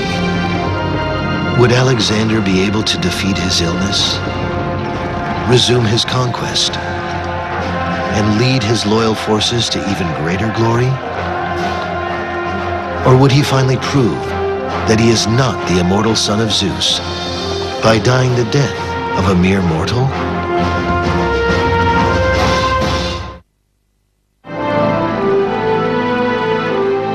Late in the evening of June the 9th, 323 BC, a group of Alexander's officers keep vigil as their king's condition worsens. He tells them, "I foresee a great funeral battle over me." Towards the end, they gather round his bedside to ask the critical question, to whom will he bequeath his kingdom? Weakly, Alexander whispers his last words, "Kratisto," to the strongest. Early in the morning of June the 10th, his eyes close forever. For centuries, historians have debated the cause of Alexander's death, from alcoholism to poisoning to compulsive self-destruction. If we're asking what killed him, you've got a whole smorgasbord to pick from. And again, funnily enough, it might be a case of all things conspiring together. He never really got over that terrible shovel-headed arrow wound that he got in India. That really nearly killed him. There is also the probably endemic malaria, whatever disease it was that he had during his last days. I feel that Alexander died ultimately because he pushed himself too hard. With Alexander, he has this wonderful military campaign and then dies. Well, for him, that's kind of a good thing for him, because I'm not sure he would have been real good as an administrator. Again, it comes back to your own personal opinion about what exactly made Alexander so great. But my feeling is that Alexander would have pushed himself until he died or burned out. And I think that had it not happened in 323, it would have happened in 321, or it would have happened in 320. I don't see Alexander mellowing out and living into an old age. Just as in life, Alexander was a powerful figure, so too in death. His corpse, while en route home to Greece, finds its final resting place instead in Alexandria, Egypt. In the chaos that follows Alexander's death, his embalmed body becomes a major asset.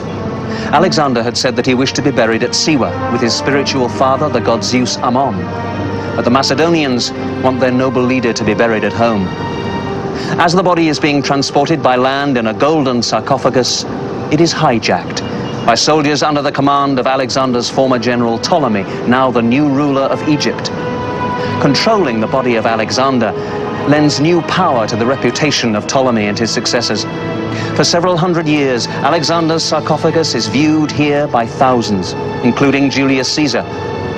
But when the Ptolemaic pharaohs fall from power after the death of Cleopatra, they lose control of Alexander's remains.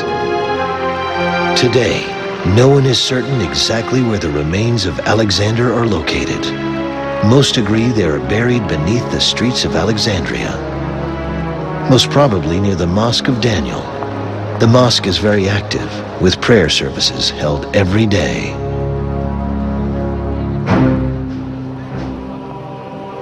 If Alexander the Great was indeed buried somewhere near the Mosque of Daniel, then it's likely that he would have been brought here, part of the labyrinth of tunnels underneath all of Alexandria. These were designed as cisterns for the storage of water, and this particular one is directly underneath the mosque. This is believed to be a holy place where the bodies of religious leaders have long been buried. Many attempts have been made to find Alexander's remains, but so far, none have come even close to success.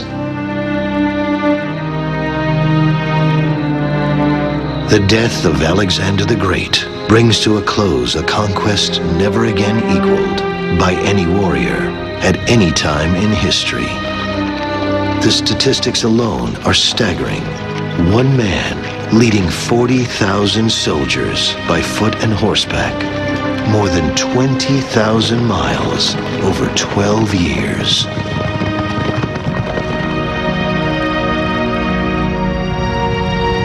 The vast kingdom which Alexander fought so hard to build over a 12-year period ultimately becomes divided among more than 20 rulers. Today, historians, scholars, and soldiers continue to debate the complex character of King Alexander of Macedon. Why do we call him Alexander the Great? Most agree he was the finest military commander that ever lived. He also created a cultural exchange between East and West that became a pivotal point in human history. But he gained his empire at a huge cost of death and destruction. If he had lived, how much further would he have gone? Perhaps we are fortunate that we will never know. At the end of his short life, Alexander was walking a fine line between genius and insanity. Alexander gives an example to the world of a general, the likes of which we have never seen since. Every major general compares himself to Alexander, and I think most every major general feels that somehow he falls short of Alexander.